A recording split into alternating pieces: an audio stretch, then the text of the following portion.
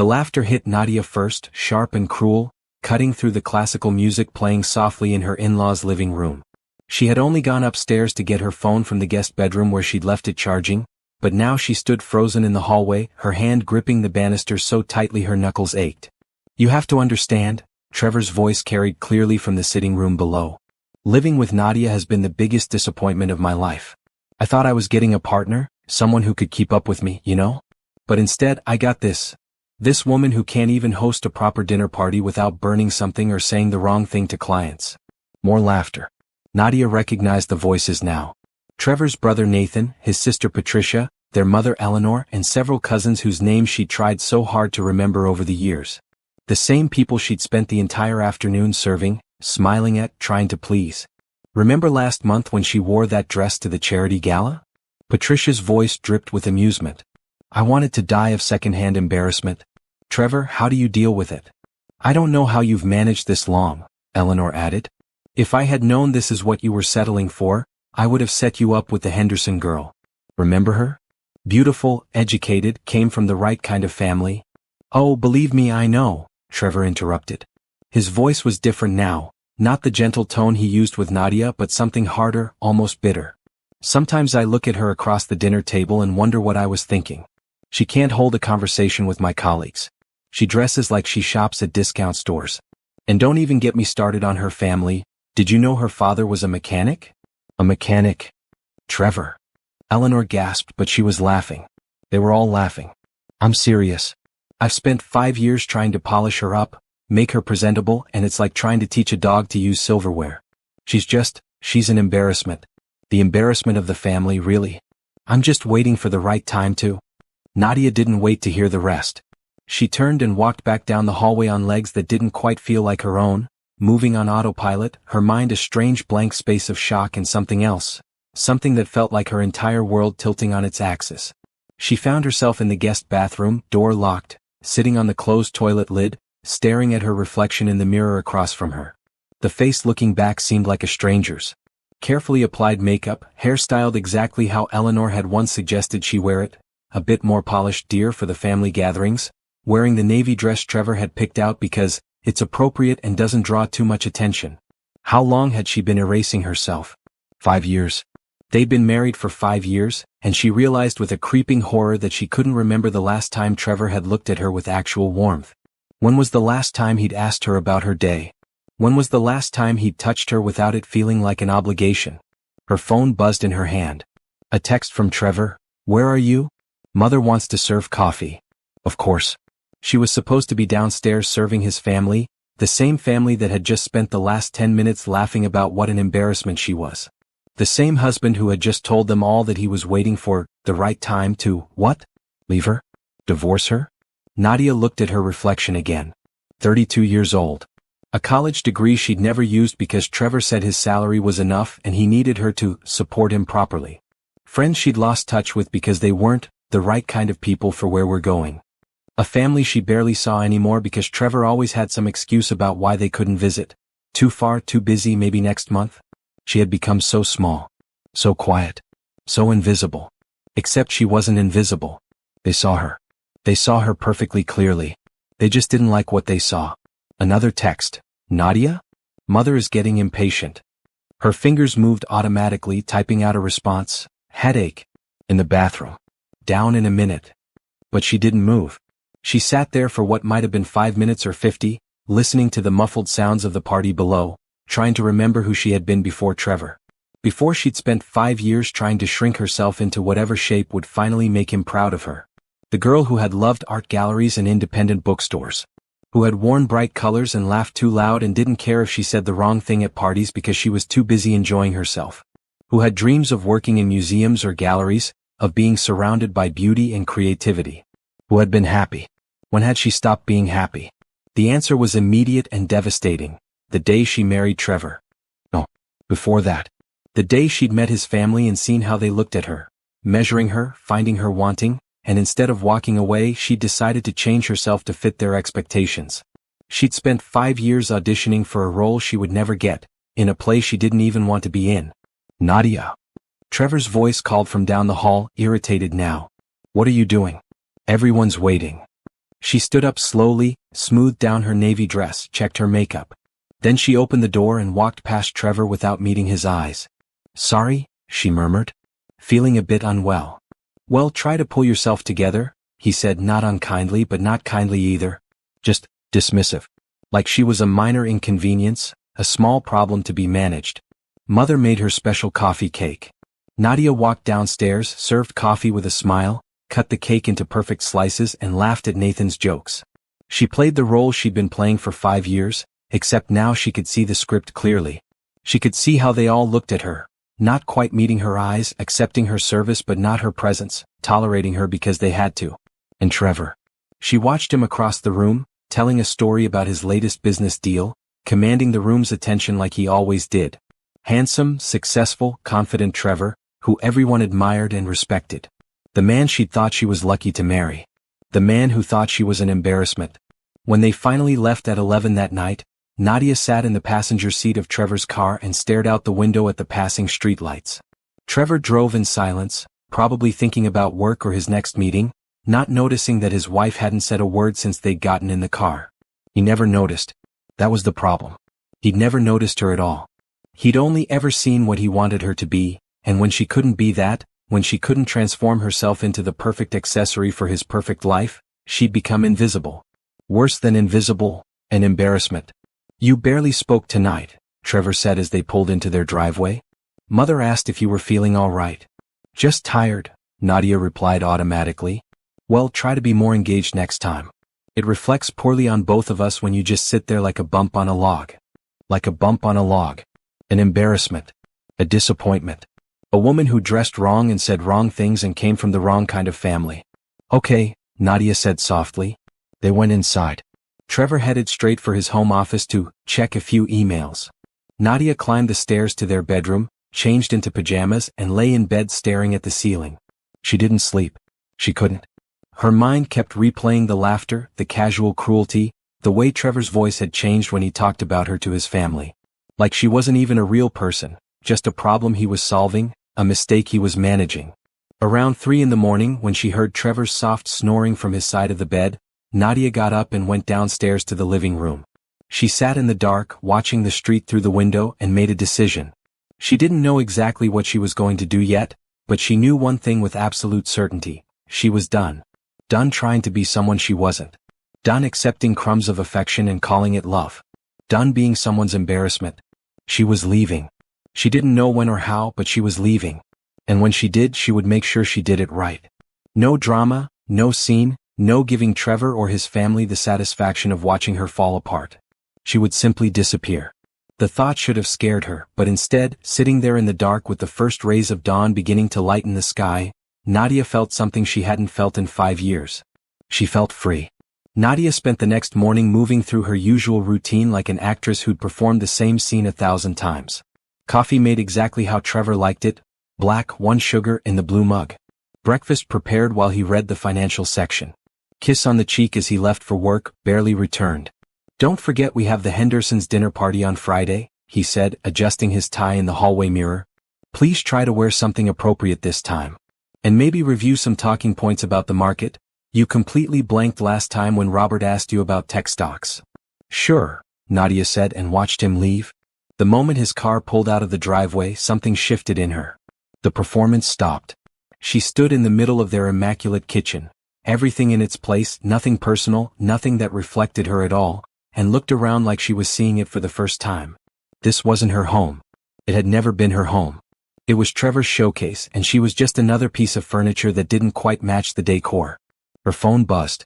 A text from Trevor's mother. "Darling, I wanted to mention that Patricia knows a wonderful personal shopper. Perhaps she could help you with your wardrobe? Just a thought. Love, Eleanor." Nadia stared at the message for a long moment, then deleted it without responding. She walked upstairs to Trevor's office. He kept the door locked when he was home, but she'd seen the key in his nightstand drawer months ago. Her hands shook slightly as she opened the door and stepped inside. Orchestrated narrative progression revealing marital deception and emotional betrayal. I need to continue with the story. The chapter should be about Nadia discovering evidence of Trevor's affair and his true feelings about her. Let me continue writing chapter 2. The office was exactly like Trevor, organized, expensive, impersonal. She sat down at his desk and opened his laptop. She knew his password. He'd told her once when he needed her to print something years ago. He'd never changed it because he'd never thought she'd use it without permission. Because she'd been the good, obedient wife who respected his privacy. The laptop hummed to life. Nadia's heart pounded as she opened his email first. The first few messages were business-related, boring strings of jargon about contracts and investments. But then she saw a name that appeared over and over, Bethany Morrison.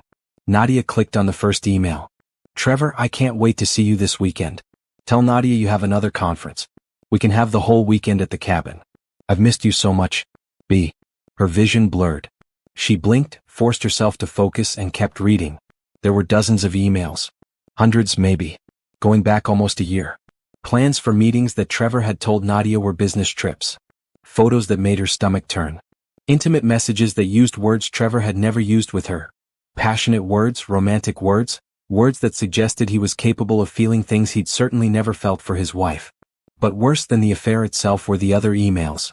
Messages to his business partners, to his brother, to friends. One to Nathan from 3 months ago, can't make golf this weekend. Have to take Nadia to her parents' place. Yes, still dealing with that obligation. The things we do for appearances, right? At least Bethany understands what I need. Another to a colleague, sorry about dinner last night. I know Nadia was particularly painful to watch.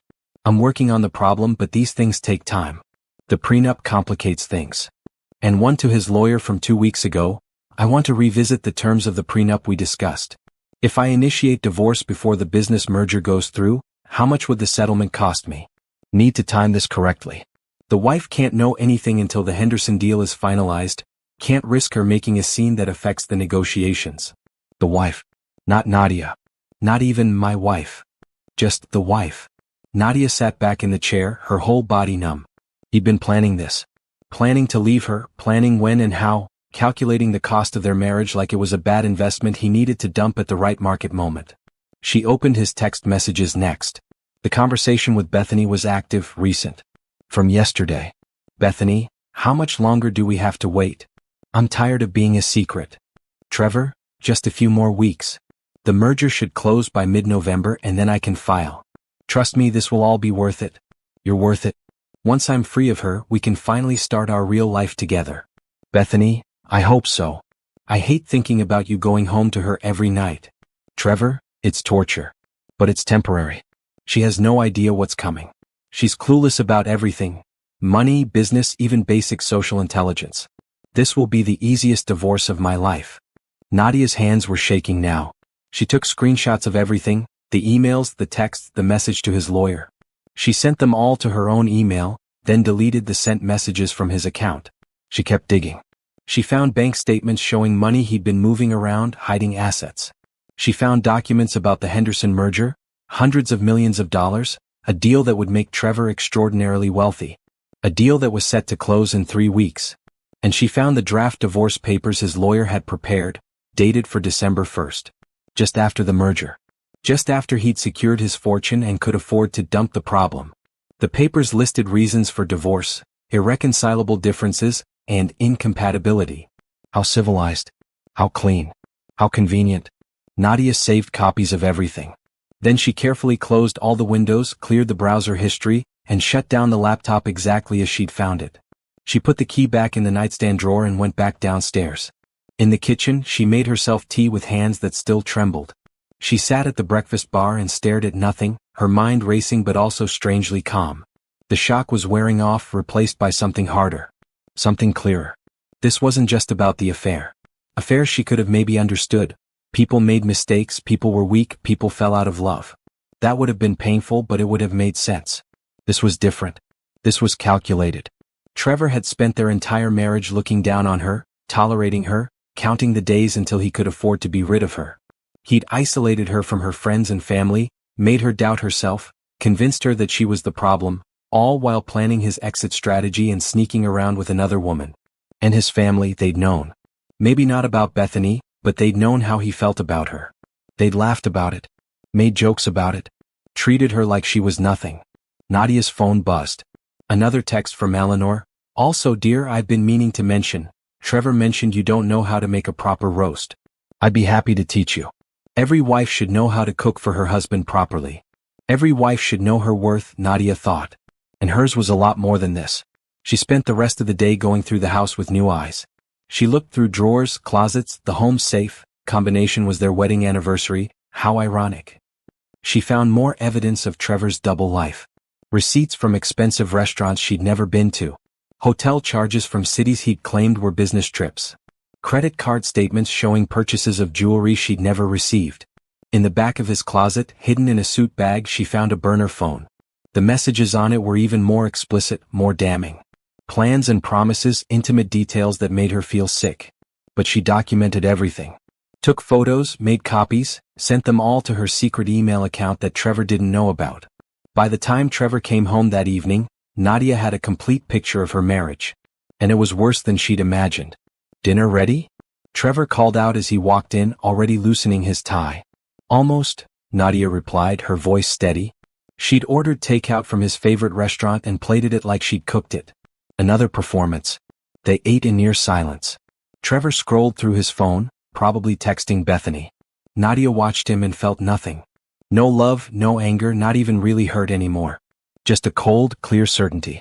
"I have a conference in Atlanta this weekend," Trevor said without looking up. "Leave Friday morning, back Sunday night." "Okay," Nadia said. "The cabin with Bethany," she translated mentally.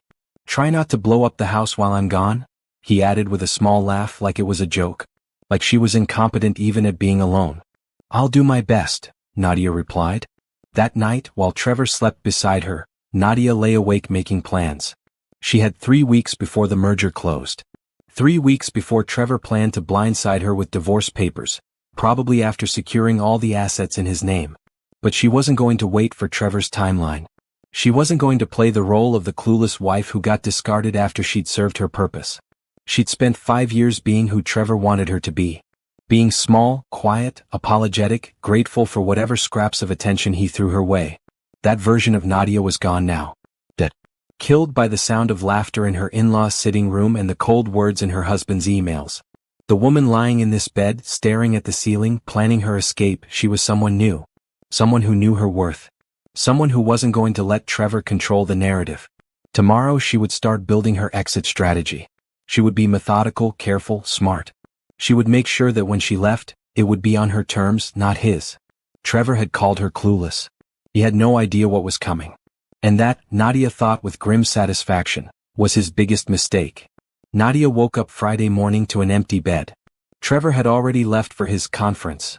Really his romantic weekend with Bethany at the cabin.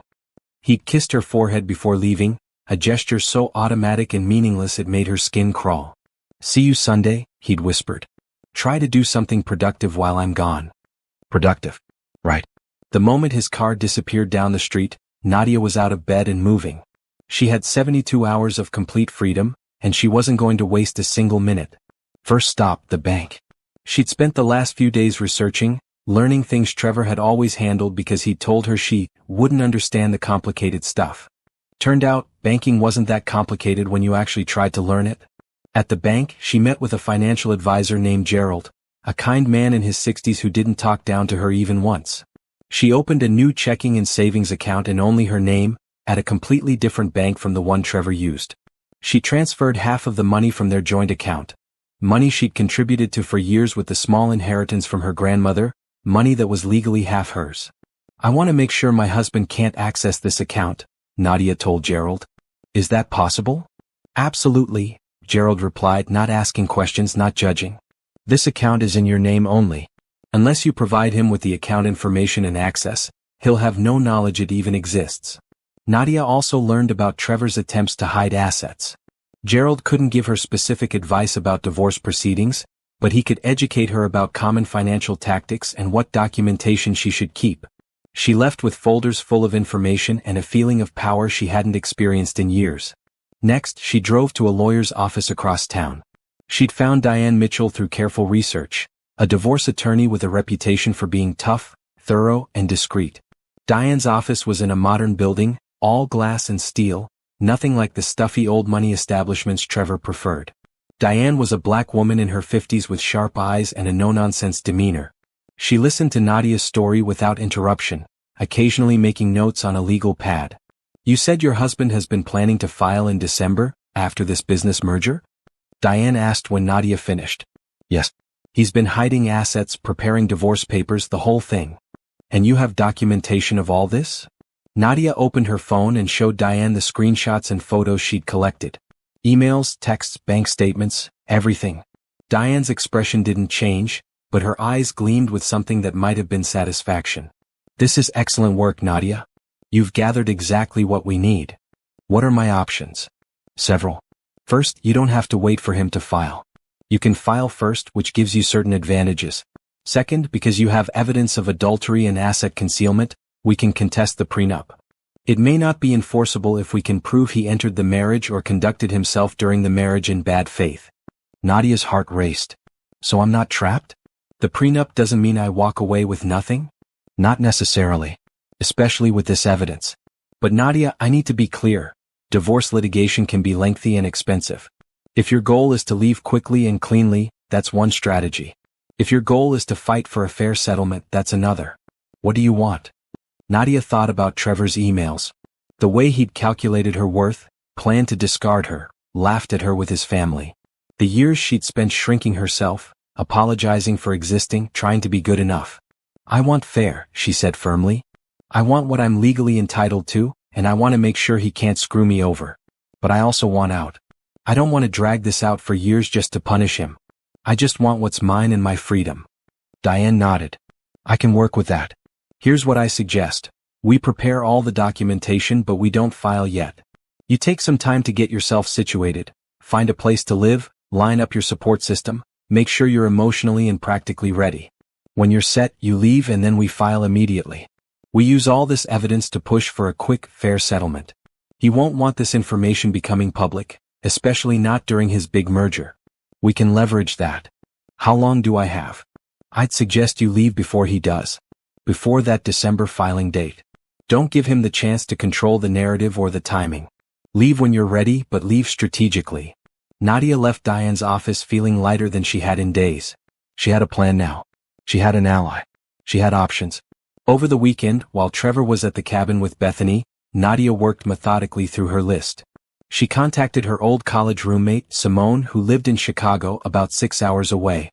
They'd been close once, before Trevor had gradually edged her out of Nadia's life with comments about how Simone was too much, and not the kind of friend who'll help you move forward. Nadia. Simone's voice on the phone was shocked and delighted.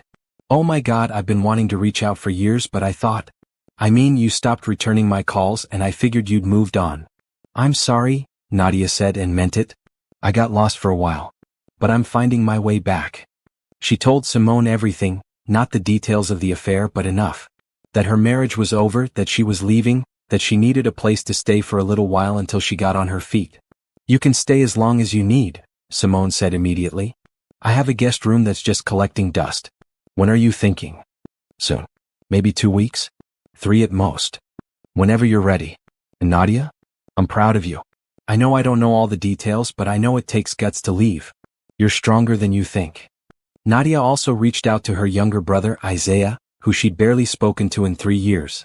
Trevor had always found reasons why they couldn't visit, why Isaiah's phone calls came at inconvenient times, why family gatherings were too much drama. Isaiah answered on the second ring. Nadia? Is everything okay? Hearing his voice made her chest ache. Not really, but it's going to be. Can we talk? They talked for 2 hours. Nadia told him about Trevor, about the marriage, about everything she'd discovered. Isaiah listened, his anger building. I knew something was wrong, Isaiah said. Mom and I both did. But every time we tried to reach out, Trevor would answer your phone or you'd make excuses. We thought maybe you just didn't want us around anymore. Never, Nadia said, crying now. I never wanted that. I lost myself. Well, you're finding yourself again, Isaiah said firmly. And when you leave that jerk, you're not going to be alone. You've got family who loves you. Real family, not those pretentious assholes he calls relatives. Nadia also spent the weekend boxing up her personal belongings, things Trevor had never cared about. Her books, her old art supplies, photos from before the marriage, the jewelry her grandmother had left her. She stored the boxes in the back of her closet, ready to go. She researched jobs in Chicago, updated her resume, reached out to a few contacts from her old museum studies program. She'd let those connections lapse, but when she explained she was relocating and looking for opportunities, several people responded with leads and encouragement. She even scheduled an appointment with a therapist in Chicago for her second week there. She knew this wasn't going to be easy, that leaving was just the first step in a long journey of healing and rebuilding. Sunday evening, Trevor came home tanned and relaxed, smelling like expensive cologne and someone else's perfume. "How was your weekend?" he asked absently, dropping his bag by the door for Nadia to deal with. "Quiet," she replied. "Productive." "Good. I'm exhausted. Wake me up when dinner's ready." He headed upstairs for a shower. Nadia stood in the kitchen listening to the water run, and felt nothing but contempt. Over the next 2 weeks, Nadia continued her preparations. She made copies of every important document: tax returns, insurance policies, property deeds, investment statements. She documented every asset they owned.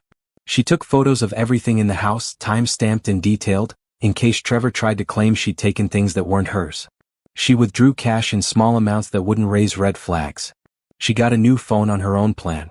She rented a storage unit and started moving boxes there, a few at a time, whenever Trevor was at work. She played her role perfectly. The dutiful wife, the embarrassment of the family, the woman who didn't know any better. She attended the Hendersons' dinner party in the appropriate dress, said the appropriate things, smiled appropriately. She let Eleanor teach her how to make a proper roast, even though Nadia had been making excellent roasts for years. Trevor had just never noticed. All the while she was planning her escape. She set a date, November 15th. 2 weeks before Trevor's merger would close. 2.5 weeks before he planned to file for divorce on his terms. On November 14th, Trevor announced another business trip. "Just overnight," he said. "Back tomorrow evening." Perfect, Nadia thought. But she said, "Okay. Safe travels." She kissed him goodbye the morning of November 15th, watched him drive away, and then she moved. She'd hired movers, 2 guys from a company 3 towns over who didn't know Trevor. They had her boxes from storage loaded and ready. In 3 hours they packed up everything that was hers. Her clothes, her books, her grandmother's china that Eleanor had always said was too shabby for Trevor's house. Every single thing that mattered to her. She left the furniture. All of it had been chosen by Trevor or his mother anyway. She left the expensive art on the walls, the designer kitchenware, the silk curtains. She took her life back piece by piece, box by box. By noon, the house looked almost exactly the same, just slightly emptier in ways Trevor probably wouldn't even notice. Her closet was bare, but he never looked in there. Her bathroom counter was clear, but he had his own bathroom. Nadia walked through the house one last time. 5 years she'd lived here and it had never felt like home. It felt like a museum, cold and perfect and lifeless. A place where she'd been a guest who'd overstayed her welcome. In the kitchen, she left her wedding ring on the counter. Just the ring, nothing else. No note, no explanation. Let him wonder. Let him guess. Let him feel a fraction of the confusion and hurt she'd felt. She locked the door behind her, dropped her key through the mail slot, and got into her car. Her phone buzzed immediately, Trevor's mother calling. Nadia declined it. Another buzz, a text from Patricia. Declined. Another call from Trevor's brother. She blocked all their numbers. Every single one. Trevor's family, his friends, anyone connected to his life. She blocked them all. Then she pulled up Trevor's contact and paused. Her finger hovered over the block button. Part of her wanted to answer when he called, wanted to hear the panic in his voice when he realized she was gone. But no. That would be giving him something he didn't deserve. Her attention, her emotional labor, her time. She blocked his number. Then she opened her email and sent a message to Diane, "I'm out. File the papers." Nadia started the car and pulled out of the driveway. In her rearview mirror, she watched the house get smaller and smaller until it disappeared completely. She didn't cry. She didn't feel sad. She felt free. Chicago was 6 hours away. She had a tank full of gas, a car full of her belongings, and a friend waiting for her. For the first time in 5 years, Nadia was going home. Not to a house but to herself. And she was never looking back. The drive to Chicago felt like shedding skin. Each mile that passed between Nadia and her old life made her breathe easier. She drove with the windows down despite the November chill, letting the wind whip through her hair that Trevor had always wanted her to keep neat and controlled. She texted Simone when she left, "On my way. See you around 6. Simone's response was immediate, "Can't wait. Drive safe. There's wine and pizza waiting for you. And hugs. Lots of hugs." Nadia smiled at her phone. When was the last time someone had offered her something without expecting anything in return? When was the last time someone had just been happy to see her? Around hour 3 her new phone rang, the one Trevor didn't have the number for. It was Diane. "Papers are filed," the lawyer said briskly. "I sent them to his office via courier about an hour ago. He should have them by now." Nadia's heart skipped. What happens now? Now he has 30 days to respond. But given the evidence we have, I expect his lawyer will contact me soon to discuss settlement options. Men like your husband don't want messy divorces, especially not during major business deals. The affair, the asset hiding, the evidence of bad faith, all of that makes the prenup contestable. He'll want to settle quickly and quietly. And if he doesn't? Then we go to court and all of this becomes public record. Trust me, he won't want that. I'll keep you updated. For now, just focus on settling into your new place. You did the hard part. You left. After they hung up, Nadia found herself checking the rearview mirror compulsively, like Trevor might somehow appear behind her. But of course he didn't know where she was. He didn't know about Simone, didn't know about Chicago, didn't know about any of it. For the first time in their marriage, she'd done something he couldn't control. She arrived at Simone's apartment building just as the sun was setting. It was in a vibrant neighborhood she'd never heard of, tree-lined streets, local shops, people walking dogs and pushing strollers. It felt alive in a way her old neighborhood never had, with its identical houses and manicured lawns and suffocating silence. Simone met her at the door before Nadia even had a chance to knock. She was exactly as Nadia remembered, wild curly hair, bright clothes, a smile that took up her whole face. She pulled Nadia into a hug so tight it almost hurt. "Oh, honey," Simone murmured. "You made it. You actually made it." And then Nadia was crying, really crying for the first time since all of this started. Not pretty tears, but ugly, gasping sobs that shook her whole body. All the fear and pain and rage she'd been holding in came pouring out on Simone's doorstep. Simone just held her and let her cry. "Come on," Simone said eventually, guiding her inside. "Let's get you settled. The breakdown can continue inside where it's warm." Simone's apartment was everything Trevor would have hated. Colorful, cluttered in a cozy way, full of plants and books and mismatched furniture. Art covered the walls, real art, not the expensive pieces Trevor bought because they were investment pieces. There were photos everywhere, memories of a life fully lived. "Your room," Simone said, opening a door off the hallway. "It's small but it's yours. No one will bother you here. No one will judge you. No one will make you feel like you have to be anyone except exactly who you are." The room had a bed with a colorful quilt, a small desk by the window, an empty closet waiting to be filled. It was simple, imperfect, and the most beautiful thing Nadia had seen in years. "It's perfect," Nadia whispered. They spent that evening eating pizza on Simone's couch, drinking wine and catching up. Nadia told her everything, the full story, nothing held back. Simone listened, occasionally interjecting with colorful commentary about Trevor's character. "I knew he was trouble," Simone said. "Remember when we all went out for your birthday that first year you two were dating? He made that comment about my hair being unprofessional." Like, excuse me? We were at a bar, not a board meeting. Nadia remembered. She defended Trevor back then, made excuses. "He just wants the best for everyone," she'd said. How blind she'd been. "Did he ever even ask what you wanted?" Simone asked. "In all those years, did he ever actually care about what would make you happy?" Nadia thought about it. Really thought about it. No, she realized. Everything was always about him. His career, his family, his image. I was just supposed to support it all and be grateful for the opportunity. Well, that's done now. You get to figure out what you want. Who you want to be. And trust me, you're going to be amazing. Around midnight, Nadia's new phone rang. Unknown number. Her stomach dropped. "Don't answer it," Simone said immediately. "If it's him, he doesn't deserve your time. If it's important, they'll leave a message." They didn't leave a message. But over the next hour, her phone rang 17 more times. Different numbers, all unknown. Trevor calling from different phones, probably trying to get through to her. Then the voicemail started. "Nadia, what the hell is going on? I came home and you're gone? Your stuff is gone? Call me back right now. This is insane. Nadia, I don't know what you think you're doing, but you need to come home. We can talk about this.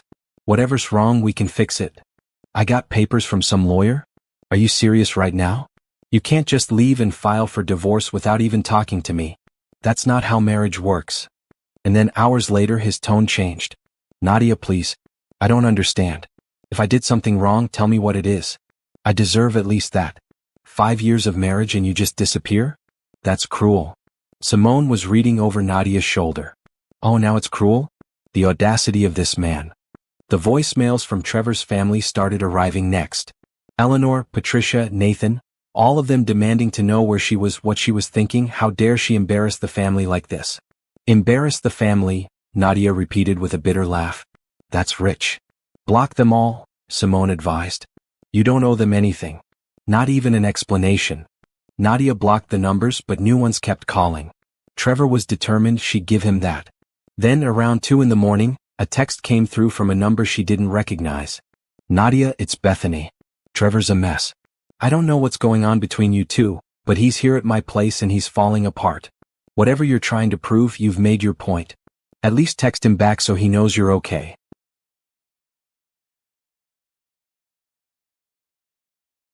Nadia stared at the message for a long moment. Then she showed it to Simone. The nerve, Simone said. The absolute nerve of this woman. Nadia typed out a response. Trevor's at your place? Funny. He told me he was at a conference. I guess we both know what kind of conferences he attends. Don't contact me again. She blocked that number too. Good, Simone said. Now put the phone away and get some sleep. Tomorrow's a new day. But Nadia couldn't sleep. She lay in the unfamiliar bed in the unfamiliar room, listening to the unfamiliar sounds of the city outside, and felt like she was floating. Everything that had defined her life for the past 5 years was gone. Her marriage, her home, her daily routine, all of it erased in a single day. She should have felt scared. Instead, she felt free.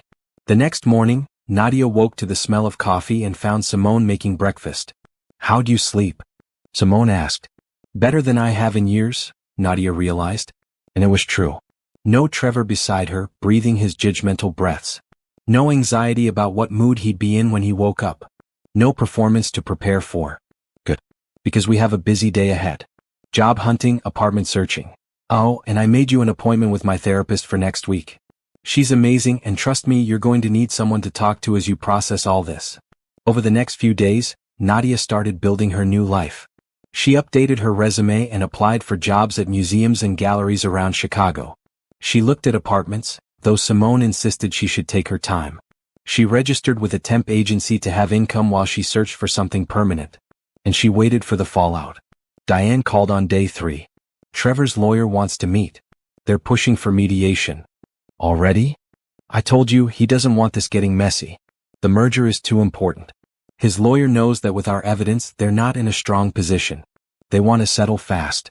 What do they want? They're willing to negotiate on the prenup terms. Significantly. I think we can get you a fair settlement, Nadia. Not just what the prenup said, but what you actually deserve. How fair? We're talking several $100,000, maybe more. Plus your share of any assets acquired during the marriage. And I'll make sure he covers all your legal fees. Nadia felt dizzy. She'd left expecting nothing but her freedom. The prenup had been ironclad, or so Trevor had always told her. How is that possible? Because the prenup is worthless if we can prove he entered the marriage in bad faith or committed fraud. And honey, hiding assets while planning a secret divorce? That's fraud. The affair is just the cherry on top. He violated the terms of the marriage, which voids the prenup. His lawyer knows this. They want to settle before we file all this evidence in court. So what do I do? Leave it to me. I'll negotiate. You just keep building your new life. Word spread somehow. By week 2, Nadia started getting friend requests on social media from people she'd gone to college with, old co-workers from before Trevor, friends she'd lost touch with. Somehow they'd heard she was in Chicago, that she'd left Trevor. She accepted the requests carefully, rebuilding connections slowly. One message came from a girl named Rachel who'd been in her art history program. Hey, I heard you're in Chicago now. I'm the curator at the Riverside Gallery. We're actually looking for an assistant curator. Would you be interested? Nadia stared at the message. The Riverside Gallery. She'd read about it, a mid-sized gallery known for supporting emerging artists and innovative exhibitions. Exactly the kind of place she'd dreamed of working before Trevor had convinced her to be realistic. She typed back, very interested. Can we set up a meeting? By week 3, Nadia had a job interview scheduled, a therapist she'd met with twice, and a small studio apartment lined up to move into next month. She had her own money, her own plans, her own life. And Trevor? Trevor had the merger, the mistress, and the slowly dawning realization that his biggest embarrassment had been underestimating his wife. Diane called with news. They've agreed to our terms. $450,000 lump sum, plus your car, plus full legal fees, plus your portion of the retirement accounts. You walk away free and clear, and this whole thing will be finalized in 60 days. He agreed to that? His lawyer strongly encouraged it. The alternative was me filing all our evidence in public court, right as his merger was being finalized. The scandal would have cost him millions, potentially killed the whole deal. $450,000 was cheap to make you go away quietly. Make her go away. Even now, that's all she was to him, a problem to be solved with money. But the difference was now Nadia was okay with that. She didn't want Trevor's love or respect anymore. She didn't want his family's approval.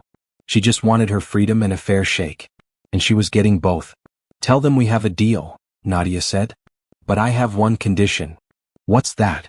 I never have to see or speak to him again. All communication goes through you. If he tries to contact me directly, the deal's off. Done. I'll add it to the agreement. That night, Simone took Nadia out to celebrate. They went to a small wine bar in a neighborhood Trevor would have called too ethnic, or not our kind of place. They drank too much wine, laughed too loud, and didn't care who heard them. To new beginnings, Simone toasted. To new beginnings, Nadia echoed. But later, alone in her temporary room, Nadia looked at herself in the mirror. She'd cut her hair shorter, stopped wearing the appropriate clothes, started dressing like herself again. She barely recognized the woman looking back at her. But this woman, this new version, looked happy, looked free, looked alive. Trevor had called her an embarrassment. But the truth was she'd been embarrassed of herself for staying so long in a marriage that diminished her, for letting someone else define her worth. Never again. She had $450,000 coming, a job interview at a gallery she loved, a friend who actually cared about her, and a whole life ahead of her to rebuild. Trevor had his merger, his mistress, and his empty house. In the end, Nadia thought she'd gotten the better deal. Trevor Henderson's carefully constructed world began to crumble exactly 72 hours after he signed the divorce settlement agreement. The merger he'd sacrificed his marriage for, the one that was supposed to make him wealthy beyond his dreams, collapsed spectacularly when the Henderson family discovered inconsistencies in his financial disclosures. Nadia heard about it through Simone, who'd heard it from a former colleague who still moved in those circles. Apparently, during the divorce proceedings, his lawyers had to disclose all his assets, Simone explained, reading from her phone. And when the Hendersons people did their final due diligence before closing the merger, they found accounts and investments Trevor hadn't mentioned in his initial disclosures to them. They thought he was hiding something bigger, pulled out of the deal entirely. So the business deal fell through? Nadia asked. They were sitting in Simone's living room, Nadia having just returned from her job interview at the Riverside Gallery. Completely. And get this, Bethany found out about the settlement amount he paid you. Word is, she's furious that he had $500,000 to give his ex-wife but apparently told her he was cash poor and couldn't afford to buy her a condo like he'd promised. Nadia should have felt satisfaction. Instead, she felt nothing. Trevor's problems weren't hers anymore. She'd gotten what she needed, her freedom and a fair settlement, and whatever happened to him after that was simply the natural consequences of his own choices. How's that supposed to make me feel? Nadia asked quietly. However you want to feel, Simone replied. You're allowed to be glad. You're allowed not to care. You're allowed to feel sorry for him, though personally, I think that would be a waste of your empathy. I don't feel sorry for him, Nadia said. I just feel nothing. He's not my problem anymore. Her phone buzzed. An email from Rachel at the Riverside Gallery. Loved meeting with you today. We'd like to offer you the position of assistant curator. Details attached. Let me know if you have questions.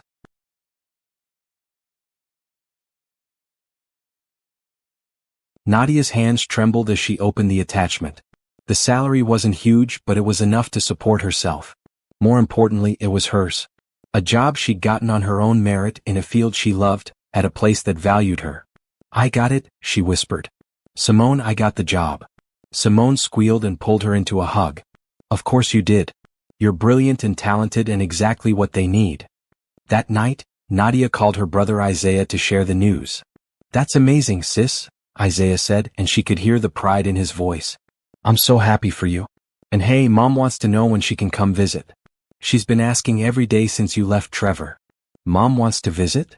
Nadia felt her throat tighten. She'd been so worried that her family would be disappointed in her for leaving her marriage, for giving up on something she'd committed to. Are you kidding? She's been planning it since you told us you were leaving. She wanted to come right away, but I told her to give you some space to settle in first. But Nadia, she's proud of you. We all are. It takes courage to start over. After they hung up, Nadia sat in the quiet of her room and let herself feel it, the weight of fear she'd been carrying, the worry that leaving Trevor meant losing everyone else too. But it wasn't true. Her real family, the people who actually loved her, were still there. They'd always been there, waiting for her to come back to herself. The next few weeks passed in a blur of new beginnings. Nadia started her job at the gallery and loved it immediately. She had ideas, opinions, perspectives that Rachel and the other curators actually valued. They asked for her input. They listened when she spoke. They saw her. She moved into her studio apartment, small but hers, with exposed brick and big windows that let in morning light.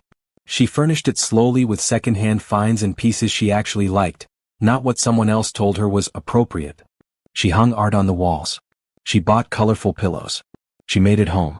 She continued therapy with Dr. Patricia Hughes, a warm woman in her 60s who specialized in helping people recover from emotional abuse.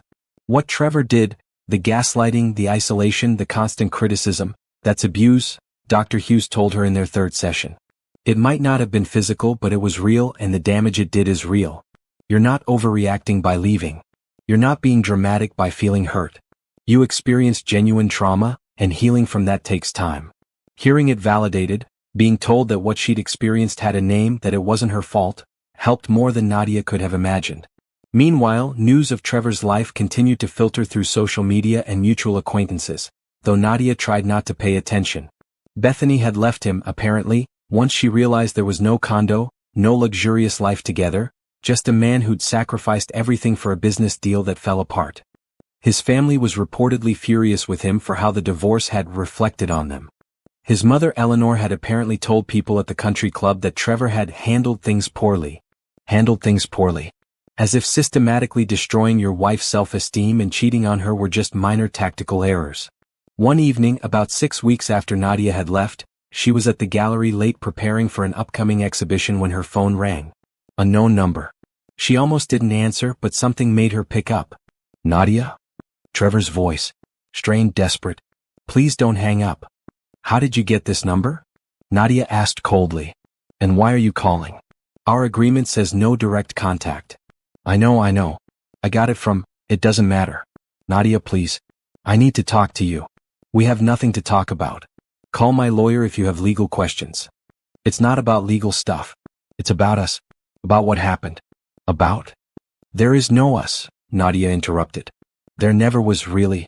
There was you, and there was the version of me you tried to create. But that's over now. I know I messed up.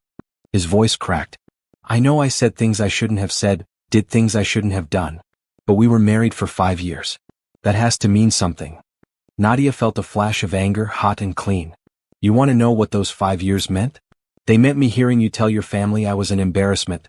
They meant discovering you'd been planning to divorce me while pretending everything was fine. They meant finding out you were having an affair while I was home trying to be the perfect wife you told me I could never be. So no, Trevor. Those 5 years don't mean what you think they mean. I never should have said those things. I was frustrated and I took it out on you, and I'm sorry. I'm so sorry. You're sorry you got caught. You're sorry your merger fell through. You're sorry Bethany left you. You're not sorry for how you treated me, you're sorry about the consequences. That's not fair. Fair? Nadia laughed, a sound without humor. You want to talk about fair?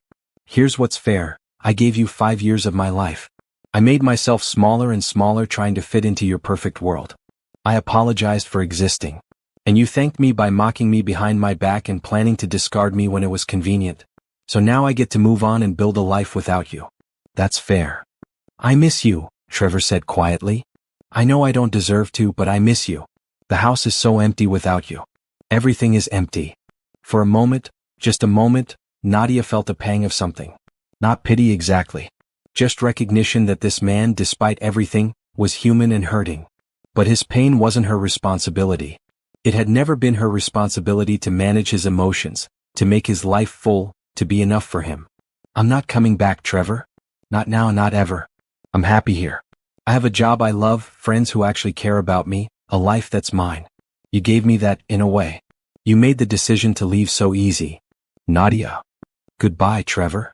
She hung up and immediately blocked the number. Her hands shook slightly as she set the phone down. Dr. Hughes had told her this might happen, that Trevor might try to contact her to pull her back in, especially once his life fell apart. Abusers often try to hoover their victims back when they've lost control, Dr. Hughes had warned. They'll apologize, promise to change, anything to regain that power. You need to stay strong. Nadia didn't feel strong in that moment. She felt shaky and sad, mourning not the man Trevor actually was, but the man she'd once hoped he could be. She called Dr. Hughes' emergency line. The therapist called back within 10 minutes. He called me, Nadia told her.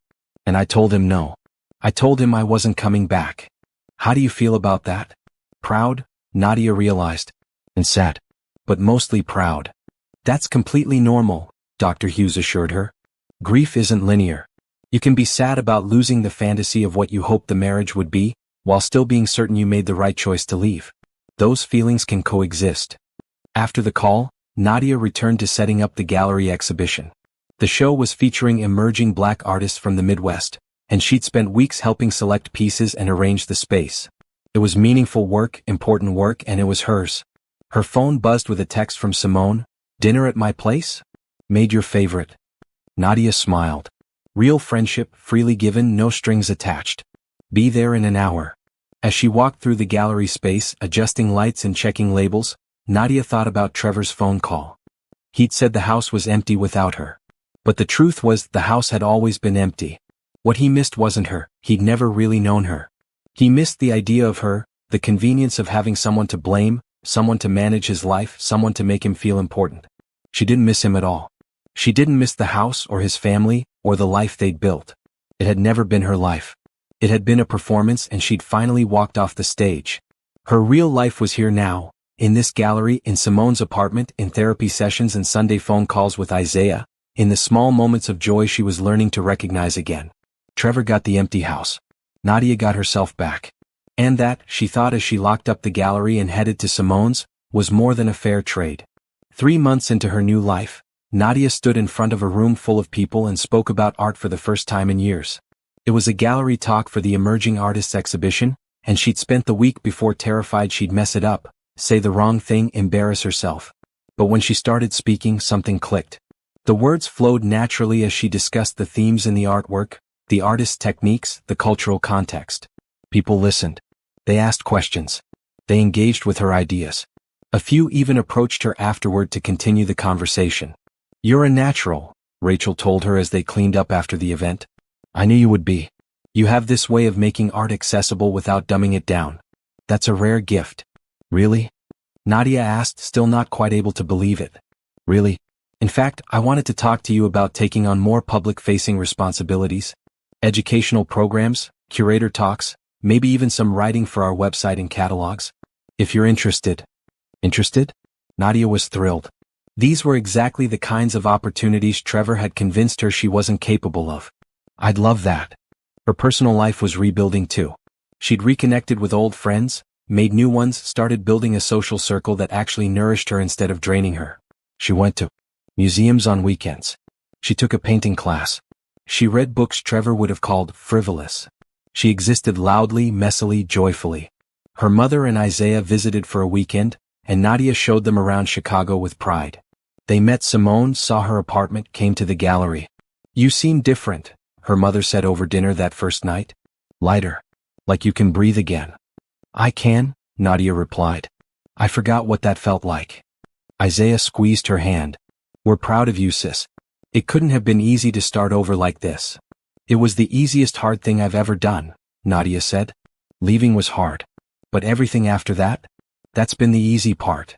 The divorce was finalized in February, exactly 94 days after Nadia had walked out of Trevor's house. Diane called to tell her it was official. You're free, the lawyer said. And the settlement check will be deposited in your account within 3 business days. Free. The word felt huge, important, real. Nadia splurged on a proper bed for her apartment. Not an expensive one, just a comfortable one that was hers. She bought art from the gallery, pieces by the emerging artists whose work she loved. She started a savings account for the future, whatever that might hold. She also started dating again tentatively.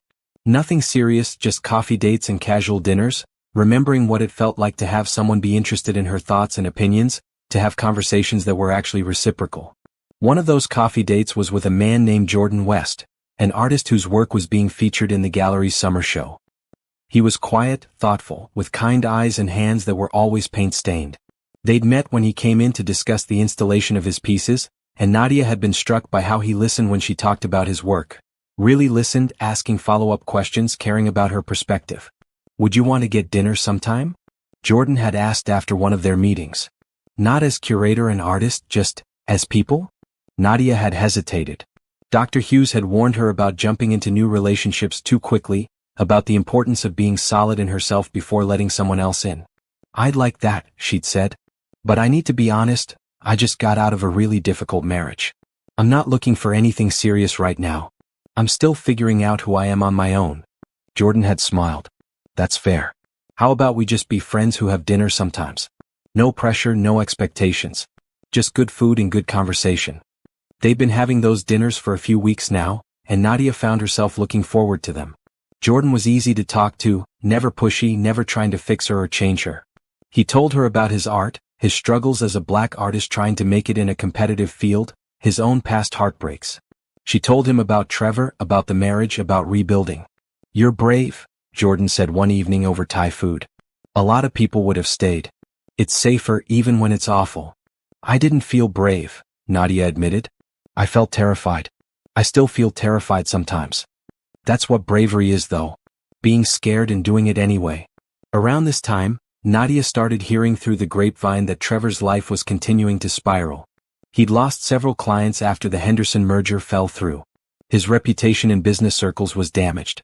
He'd moved out of the house, couldn't afford it anymore apparently, and was renting a small condo. Part of Nadia, the part that Dr. Hughes said would take longer to heal, felt guilty about this. Like somehow his downfall was her fault for leaving, for taking the settlement money, for not being there to support him. But the stronger, healthier part of her knew the truth. Trevor's problems were his own making. He'd hidden assets, lied to business partners, cheated on his wife, and treated everyone in his life as tools to serve his ambition. The consequences he was facing weren't because Nadia left. They were because his house of cards had finally collapsed under its own weight. "You didn't cause this," Dr. Hughes reminded her in therapy. "You extracted yourself from a toxic situation. What happened to him after that is not your responsibility." Nadia was learning to accept that. Learning to silence the voice in her head that sounded suspiciously like Trevor, telling her everything was her fault, that she wasn't good enough, that she should have tried harder. That voice was getting quieter every day. Spring arrived and with it, new opportunities. Rachel offered Nadia a promotion, full curator, not just assistant. With it came a salary increase, more responsibility, and the chance to develop her own exhibitions. "You've earned this," Rachel said. "Your work these past few months has been exceptional. The artists love working with you, the community engagement numbers are up, and frankly, you have a vision for this place that I want to nurture." Nadia accepted immediately. Later that evening she called everyone who mattered to share the news. Simone, Isaiah, her mother, even a few friends from college she'd reconnected with. Each conversation was filled with genuine excitement and support. She didn't call Trevor. She didn't even think about calling Trevor. He was a chapter of her life that was closed now, the pages sealed shut. That night, celebrating with Simone over wine and takeout, Nadia realized something profound. She was happy. Not just okay, not just surviving. Actually happy. "I don't think I've been happy in years," she told Simone. "Like genuinely happy. I forgot what it felt like." "You deserve it," Simone said firmly. "You deserve all of this, the job, the life, the freedom to just be yourself." "I wasted so much time," Nadia said quietly. 5 years with Trevor. 5 years I'll never get back." "You didn't waste them," Simone countered. "You learned from them. You learned what you don't want, what you won't accept, what you deserve. Those are valuable lessons even if they came at a cost." Nadia considered this. "You're right. I learned I'm stronger than I thought. I learned I can start over. I learned that leaving is possible even when it seems impossible." "And you learned that you're enough," Simone added. "Just as you are. You don't need to change yourself or shrink yourself or apologize for existing. You're enough." Tears pricked at Nadia's eyes. "I'm enough." "Say it again." "I'm enough." "Again." "I'm enough." And for the first time in longer than she could remember, Nadia believed it. Her phone buzzed with a text from Jordan. Saw the news about your promotion on the gallery's Instagram. Congrats. That's amazing. Celebratory dinner tomorrow? Nadia smiled and typed back, yes. And Jordan? Thank you for being patient with me. His response came quickly, you're worth being patient for. She didn't know where things with Jordan would go. Maybe nowhere. Maybe somewhere. But the difference now was that she didn't need to know. She didn't need a man to complete her or validate her or give her life meaning. She had all of that on her own. Jordan was just a nice addition. A friend. Maybe more someday, maybe not. And either way was okay. Nadia went to bed that night in her small apartment, surrounded by her books and art and plants, and slept deeply and dreamlessly. No more nightmares about Trevor's family laughing at her. No more anxiety dreams about saying the wrong thing at dinner parties. Just peace. Just rest. Just the deep, satisfied sleep of someone who knows exactly who they are and is completely okay with it. The rebuilding was working. Nadia was working. And for the first time in years, the future stretched out before her not as something to fear or endure, but as something to anticipate with joy. She was ready for whatever came next. Because whatever it was, she would face it as herself, fully, unapologetically, courageously herself. And that, she realized, was all she'd ever needed to be. Summer brought heat and opportunity in equal measure. The gallery's new exhibition, one that Nadia had curated entirely on her own, opened to critical acclaim. Local art critics praised the show's thoughtful curation and fresh perspective. Attendance numbers exceeded expectations. Several pieces sold within the first week, and the artists sent Nadia grateful messages thanking her for believing in their work. You have a real eye for this, Rachel told her at the opening reception. And more importantly, you have heart. You don't just see art, you feel it and you help other people feel it too. Nadia looked around the gallery space, filled with people engaging with the work she'd selected, arranged and contextualized. She'd written all the wall text herself, given a talk about the exhibition's themes, even been interviewed for a local arts podcast. 6 months ago, she would have been terrified to put herself forward like that. Now it felt natural. Thank you for taking a chance on me, Nadia said to Rachel. I didn't take a chance. I recognize talent. There's a difference. Jordan attended the opening, of course. His own work was featured in a group show in the next gallery over. They'd been seeing each other regularly now, not officially dating but something more than friendship. They took long walks around the city, visited other museums and galleries together, talked about art and life and their respective healing journeys. I was married before too, Jordan had told her one evening. It ended badly. She wanted me to give up art, get a real job, be someone I wasn't. It took me years to feel like myself again after it ended. Do you ever regret leaving? Nadia had asked. Never. Not once. I regret staying as long as I did. I should have left sooner. Nadia understood that feeling completely. At the opening reception, Jordan found her during a quiet moment. This show is incredible. You're incredible. Thank you, Nadia said and meant it. She was learning to accept compliments, to believe them, to not immediately deflect or minimize her accomplishments. There's something I want to ask you, Jordan said, looking nervous. And feel free to say no, I mean it, absolutely no pressure. But there's this artist retreat upstate next month. A week of workshops, nature, creativity. I'm going and I wondered if you'd want to come with me. As a friend or as more than a friend. Whatever you're comfortable with. Nadia's first instinct was to say no. To protect herself, maintain distance, not risk getting hurt again. But then she thought about what Dr. Hughes had said in their last session. Healing isn't about never trusting again. It's about learning to trust wisely. Not everyone is Trevor. Some people are actually worth the risk. I'd like that, Nadia said. As more than a friend. If that's what you want too. Jordan's smile was like sunrise. That's definitely what I want. They kissed for the first time that night, outside the gallery after the reception ended, under streetlights and stars. It was gentle and tentative and nothing like kissing Trevor had been. With Trevor, kisses had felt like obligations, performances. This felt like coming home. The next few weeks brought more changes. Nadia was invited to speak on a panel about emerging artists at a museum conference. She said yes even though the idea terrified her. A regional arts magazine asked to interview her about her curatorial approach. She said yes to that too. She also joined a book club that Simone's friend hosted, started volunteering at a community arts center, and took up yoga. She was filling her life with things that brought her joy, with people who appreciated her, with experiences that made her feel alive. "You're glowing," her mother said during one of their weekly phone calls. "I can hear it in your voice. You sound happy." "I'm happy, Mom. Really happy." "Good. You deserve it, baby. After everything you went through with that man, you deserve all the happiness in the world." Nadia had told her family more about what the marriage to Trevor had really been like. Not immediately, she'd needed time to process it first, but gradually in conversations that helped them all understand what she'd survived. Her mother had cried. Isaiah had been angry. But they'd all supported her, validated her experience, and reminded her that she was loved unconditionally. It was a gift, being reminded that love didn't have to come with conditions, that she didn't have to earn affection by being someone she wasn't. One Saturday in July, Nadia was at a coffee shop writing wall text for an upcoming exhibition when someone approached her table. "Nadia? Nadia Anderson?" She looked up and recognized a woman from her and Trevor's old neighborhood. Jennifer something, one of the country club wives who'd always looked at Nadia with barely concealed disdain. "Hi," Nadia said cautiously.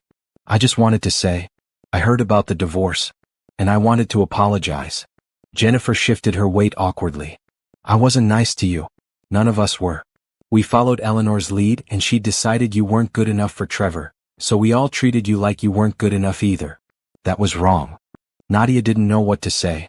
Part of her wanted to tell Jennifer exactly what she thought of her and the rest of Trevor's social circle. But a bigger part of her just felt tired of holding on to anger.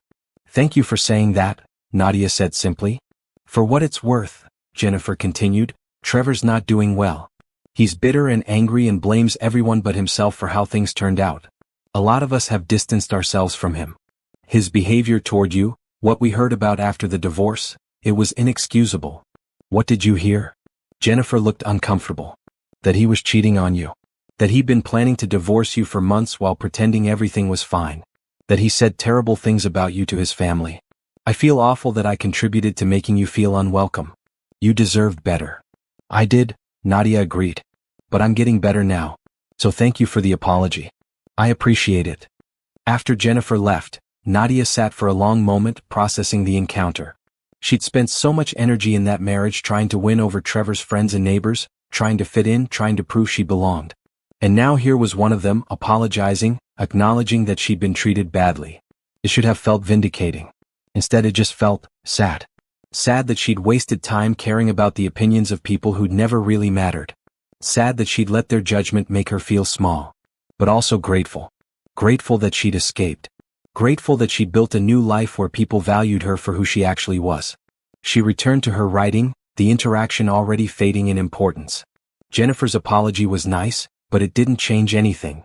Nadia didn't need validation from Trevor's world anymore. She had her own world now and it was infinitely better. The artist's retreat with Jordan was magical. A week in the woods, surrounded by creative people, making art and thinking and talking and laughing. Jordan painted while Nadia sketched and wrote and allowed herself to be creative in ways she hadn't since before the marriage. They hiked together, cooked meals with the other artists, stayed up late talking about everything and nothing. And yes, they shared a cabin, shared a bed, shared intimacy that was warm and real and so different from what Nadia had experienced with Trevor. "I care about you," Jordan told her one night as they lay together, windows open to let in the sounds of the forest. "I know we're taking this slow and I respect that. But I want you to know I see you. The real you. And I think you're extraordinary." Nadia felt tears prick her eyes. "I care about you too. And I think I'm finally ready for this. For us. For whatever this becomes." "No pressure," Jordan said, kissing her forehead. "We have time." Time.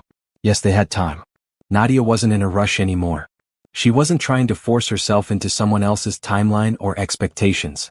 She was just living her life, day by day, moment by moment, building something real and solid in hers. When they returned to Chicago, Nadia felt more settled than ever. Her life had shape now, substance. She had work she loved, friends who supported her, a developing relationship with someone who respected her, and most importantly, she had herself. The woman she'd lost somewhere in her marriage to Trevor, she'd found again, or maybe she'd created someone new, someone stronger and wiser and more authentic. Rachel pulled her aside at work one day in late August. "I have something to discuss with you.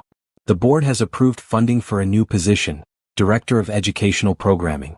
It would be a significant step up, more money, more responsibility. I'd like to offer it to you." Nadia's breath caught. "Director? You're ready for it. You've proven yourself over and over. You're creative, knowledgeable, great with people, and you bring fresh perspectives to everything you do. What do you say?" "Yes," Nadia said without hesitation. "Absolutely yes." That night she called everyone to share the news. Then she celebrated with Jordan over a fancy dinner neither of them could really afford but decided to splurge on anyway. To director Nadia Anderson, Jordan toasted. "May this be the first of many achievements." "To new beginnings," Nadia countered. "And to knowing our worth." "To knowing our worth," Jordan echoed. As summer faded into fall, Nadia looked back on the past 9 months with something like awe. She'd left a marriage that was destroying her. She'd started over in a new city with nothing but hope and determination. She'd rebuilt her life from scratch. And now she had a career she loved, relationships that nourished her, and a future that felt limitless. Trevor's voice still echoed in her head sometimes, telling her she wasn't good enough, wasn't smart enough, wasn't enough. But those echoes were fading, growing quieter every day, drowned out by her own voice, stronger, clearer, certain. She was enough. She'd always been enough. And finally, beautifully, she believed it. October brought crisp air, changing leaves, and an unexpected visitor to the gallery. Nadia was in her new office. The promotion had come with actual workspace, reviewing proposals for winter programming when the front desk called. "Someone here to see you," the receptionist said, voice uncertain. "He says it's important. His name is Trevor Henderson." Nadia's stomach dropped. "Tell him I'm not available." "I did. He says he'll wait. He seems determined." Nadia took a deep breath, then another. She could feel her heart racing, old anxiety patterns trying to reassert themselves. But she wasn't the same woman Trevor had known. She'd spent nearly a year rebuilding herself, becoming stronger, becoming whole. "Call security and let them know we might have a situation," Nadia said calmly. "I'll be out in a moment." She checked her reflection in the small mirror on her wall. Professional dress, natural hair styled the way she liked it, minimal makeup. She looked like herself, confident, capable, self-assured. Nothing like the woman who'd served coffee to Trevor's family while they laughed about her. Trevor was in the gallery's main space, pretending to look at artwork but clearly just waiting. He looked terrible, thinner than she remembered, wearing a suit that seemed slightly too big, stress evident in the lines around his eyes. He'd aged in the 10 months since she'd left. Or maybe she just never really looked at him before, not clearly. "Trevor," she said coolly, "you need to leave. Our divorce agreement specifically states no direct contact." He turned and something flickered across his face, relief, maybe, or hope. "Nadia. Thank God. I've been trying to reach you for months. Through lawyers as agreed. What part of no contact is unclear to you? I just need 5 minutes. Please. Just 5 minutes to talk. We have nothing to talk about. Leave or I'll have security escort you out." "Nadia, please." His voice cracked. "Everything's fallen apart. The business, my reputation, everything. I've lost the house, lost most of my clients. Even my family has turned their backs on me. You're the only one who..." "The only one who what?" Nadia interrupted, her voice sharp. "The only one you think you can manipulate? The only one who might still care enough to save you." "That's not what I meant." "I don't care what you meant. I care that you're here, violating our agreement, in my workplace, trying to make your problems into my problems again. That's what you always did, Trevor. Everything was always my responsibility to fix." "I know I hurt you," Trevor said, taking a step closer. Nadia held her ground. "I know I said terrible things, did terrible things. But I've been in therapy. I've been working on myself. I understand now how badly I treated you. Congratulations. That doesn't entitle you to anything from me." "I'm not asking for us to get back together," he said quickly. "I know I destroyed that. I just thought, maybe we could talk. Maybe you could help me understand where I went wrong, how to fix things." Nadia stared at him, genuinely amazed. "You want me to do emotional labor for you? To help you figure out how to fix the mess you made? Trevor, even now, even after everything, you think I exist to serve you. That's not. It is. You show up here without permission, violate our agreement, and ask me to help you. You haven't changed at all. You just don't have anyone else left to use." "Nadia, please." "I heard you that night," she said quietly. "At your mother's house, almost a year ago. I heard you tell your family I was an embarrassment. I heard you laugh about me, about my family, about everything I tried so hard to be for you. I heard it all." Trevor went pale. "You were listening?" "I was getting my phone. But yes, I heard. And that's when I knew. Not when I found out about Bethany, not when I saw the emails about divorcing me after the merger. That night, when I heard how you really felt about me. That's when I decided to leave. I didn't mean those things. Yes, you did. You meant every word. And you know what? You were right about one thing. I was an embarrassment to myself. I was embarrassed for staying with someone who treated me like I was less than nothing. I was embarrassed for letting you and your family make me feel worthless. I was embarrassed that I'd forgotten who I was just to try to make you happy. Nadia. But I'm not embarrassed anymore, she continued, her voice steady and strong. Because I left. I rebuilt my life. I found work I love, people who value me, a partner who respects me. I found myself again. And the best part? None of it has anything to do with you. I can change, Trevor said desperately. If you just give me a chance. I'm not giving you anything, Trevor. Not my time, not my energy, not my emotional labor. You had 5 years of chances and you used every one of them to make me feel small. I'm done making myself small for anyone. Security arrived then. 2 men Nadia had alerted when she'd first come out to the gallery floor. Everything okay here? One of them asked. This man is leaving, Nadia said clearly. He's not welcome here, and if he returns, I want him escorted off the property immediately. You heard her, the guard said to Trevor. Time to go. Nadia, wait. Goodbye, Trevor. They escorted him out. Through the gallery's windows, Nadia watched him stand on the sidewalk for a long moment, looking lost and small before finally walking away. She stood there for several minutes after he'd gone, her hands shaking slightly, adrenaline coursing through her system. But underneath the physical response was something else, a sense of completion, of closure, of finality. Rachel appeared beside her. Are you okay? That looked intense. That was my ex-husband, Nadia said. Coming here to ask for help fixing his life. Are you kidding me? After what he put you through. He genuinely believed I might help him. That's how little he understood about what he'd done, what the marriage was really like. Even now, he thinks he's the victim. What do you need? Rachel asked simply. Do you need to take the rest of the day? Do you need to talk? Do you need me to file a restraining order? Nadia considered.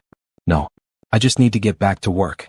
I have a programming proposal that's due tomorrow, and I'm really excited about it. Rachel looked at her with something like admiration. You're amazing, you know that? I'm learning, Nadia replied. That evening, she met Jordan at their favorite coffee shop. She told him what had happened, needing to process it with someone who understood. How do you feel? Jordan asked. Powerful, Nadia realized. I thought seeing him would make me feel small again or scared or like I might doubt my choices. But instead I just felt powerful. Like I finally had a chance to tell him exactly what his behavior did to me, what I thought of him, without having to manage his emotions or make him feel better about himself. That's growth, Jordan said. That's healing. It really is. Nadia paused. Jordan, I need you to know something. I'm not going back to him. Not ever, not for any reason. This thing with you and me, I'm all in. If that's what you want too. Jordan smiled, that warm, genuine smile that made her feel safe. That's absolutely what I want. I'm all in too. They kissed, and Nadia felt something settle inside her. A sense of rightness, of being exactly where she was supposed to be. Later that night, alone in her apartment, Nadia wrote in the journal Dr. Hughes had encouraged her to keep. I saw Trevor today. He wanted my help, my sympathy, my emotional energy. He wanted me to fix him. And for the first time, I didn't feel guilty for saying no. I didn't feel obligated to care about his problems. I felt free. This is what healing looks like. Not never being affected, but being affected without being destroyed. Not never feeling sad, but feeling sad without being consumed. Not never encountering the past, but encountering it with the tools to handle it. I'm not the woman I was a year ago. That woman would have listened to Trevor's sob story, might have even believed she could help, might have felt responsible for his unhappiness. This version of me knows better. This version knows that his emotions are not my responsibility, that his consequences are not my fault, that his problems are not mine to solve. I am enough. I was always enough. And I will never again let anyone convince me otherwise. She closed the journal, turned off the lights, and went to bed with a clear conscience and a peaceful heart. Trevor had tried to pull her back into his orbit, tried to use old patterns of guilt and obligation to manipulate her one more time. And she'd said no. She'd stood her ground. She'd protected herself and her new life. That, Nadia thought as she drifted off to sleep, was worth celebrating. Not because she'd hurt Trevor, that had never been the goal, but because she'd finally, fully, completely chosen herself. November arrived with cold winds and new opportunities. The gallery's winter exhibition, centered on themes of transformation and resilience, was Nadia's most ambitious project yet. She'd been working on it for months, carefully selecting artists whose work spoke to the idea of emerging from darkness into light, of rebuilding, of becoming. It was, she admitted to Dr. Hughes, deeply personal. "I'm curating my own story," Nadia said in one of their sessions. "These artists, they've all been through something. Trauma, loss, setbacks. And they've transformed that pain into something beautiful and meaningful. That's what I'm trying to do too. And you're succeeding," Dr. Hughes told her. "Look at how far you've come in less than a year." The exhibition opening was scheduled for the Friday before Thanksgiving. Nadia had invited everyone who mattered: Simone, Jordan, her mother, and Isaiah, Rachel, her colleagues, artists from previous shows, even some of her old college friends who'd reached out over the past months. The week before the opening, Nadia received an email that made her stop breathing. "Dear Ms. Anderson, my name is Sharon Kim, and I'm the director of the Contemporary Arts Foundation. We've been following your work at the Riverside Gallery with great interest. Your curatorial vision, particularly your focus on emerging voices and themes of resilience, aligns perfectly with our mission. We're currently searching for a senior curator for our new initiative supporting Black and minority artists in the Midwest. We'd love to schedule a conversation with you about this position. Best regards, Sharon." Nadia read the email 3 times. The Contemporary Arts Foundation was one of the most respected arts organizations in the region. A senior curator position, there would be a massive leap forward in her career. More resources, more visibility, more opportunity to make real impact. She called Rachel immediately. "I just got a job offer. Well, an interview offer. From the Contemporary Arts Foundation." Rachel was quiet for a moment. That's huge, Nadia. That's incredible. Are you upset?" "What? No. I'm thrilled for you. Also slightly devastated because you're irreplaceable here, but mostly thrilled. When's the interview?" "I haven't responded yet. I wanted to talk to you first." "Nadia, if you don't respond to that email in the next 5 minutes, I'm going to be very disappointed in you. This is an amazing opportunity. Take it." She did take it. The interview was scheduled for the Monday after the exhibition opening, and Nadia spent the weekend preparing while also finalizing exhibition details. The opening itself was magical. The gallery was packed with people, all there to celebrate art about survival, about transformation, about hope. Nadia gave a talk about the exhibition's themes, her voice steady and confident, and received enthusiastic applause. Her mother hugged her tightly afterward. "Look at you, baby. Look at what you've built. I'm so proud of you." Isaiah brought his girlfriend, a lovely woman named Taylor who worked in community organizing. "Your sister is incredible," Taylor told him in Nadia's hearing. "The way she talks about art, you can tell she loves what she does." Jordan stood beside her throughout the evening, supportive but not overbearing, there when she needed him but giving her space to shine. At one point he whispered, "You're in your element. This is where you belong." Simone cornered her near the end of the night, wine in hand and tears in her eyes. "Remember when you showed up at my door almost a year ago? You were so broken, so lost. Look at you now. You're glowing. You're powerful. You're free." "I couldn't have done it without you," Nadia said honestly. "You did do it without me. I just gave you a place to land. You did the hard work." After the reception ended and the crowd dispersed, the core group, Nadia, Jordan, Simone, and Rachel, went out for late-night food at a diner that served breakfast at midnight. To Nadia, Rachel toasted with her coffee mug. "And to the future, whatever it brings." "To the future," they echoed. The interview with the Contemporary Arts Foundation went even better than Nadia had hoped. Sharon Kim and 2 other board members asked thoughtful questions about her curatorial philosophy, her vision for supporting emerging artists, her thoughts on making art accessible to diverse communities. Nadia answered with confidence, sharing her experiences and ideas without second-guessing herself. "You have a unique perspective," Sharon told her at the end.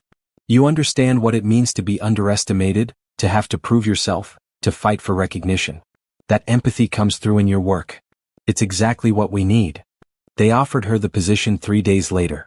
Senior curator with a salary that made her eyes water, benefits that actually included things like mental health support and professional development, and the resources to make a real difference in the arts community.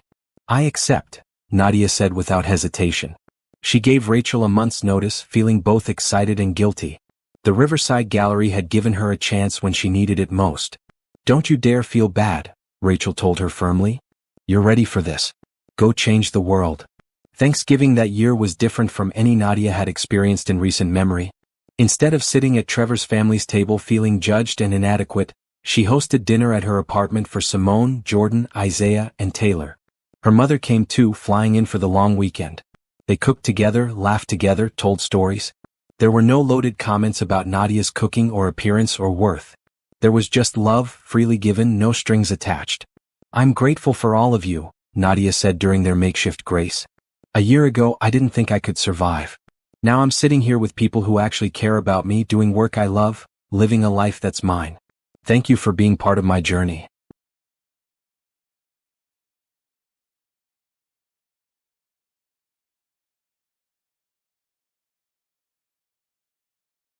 We're grateful for you too, her mother said, squeezing her hand. After dinner, while the others were in the living room, Jordan found Nadia in the kitchen. I love you, he said simply. I know we said we'd take things slow and we have, but I need you to know. I love you. Not who I want you to be. Just you, exactly as you are. Nadia felt tears prick her eyes. I love you too. And Jordan? Thank you for being patient with me.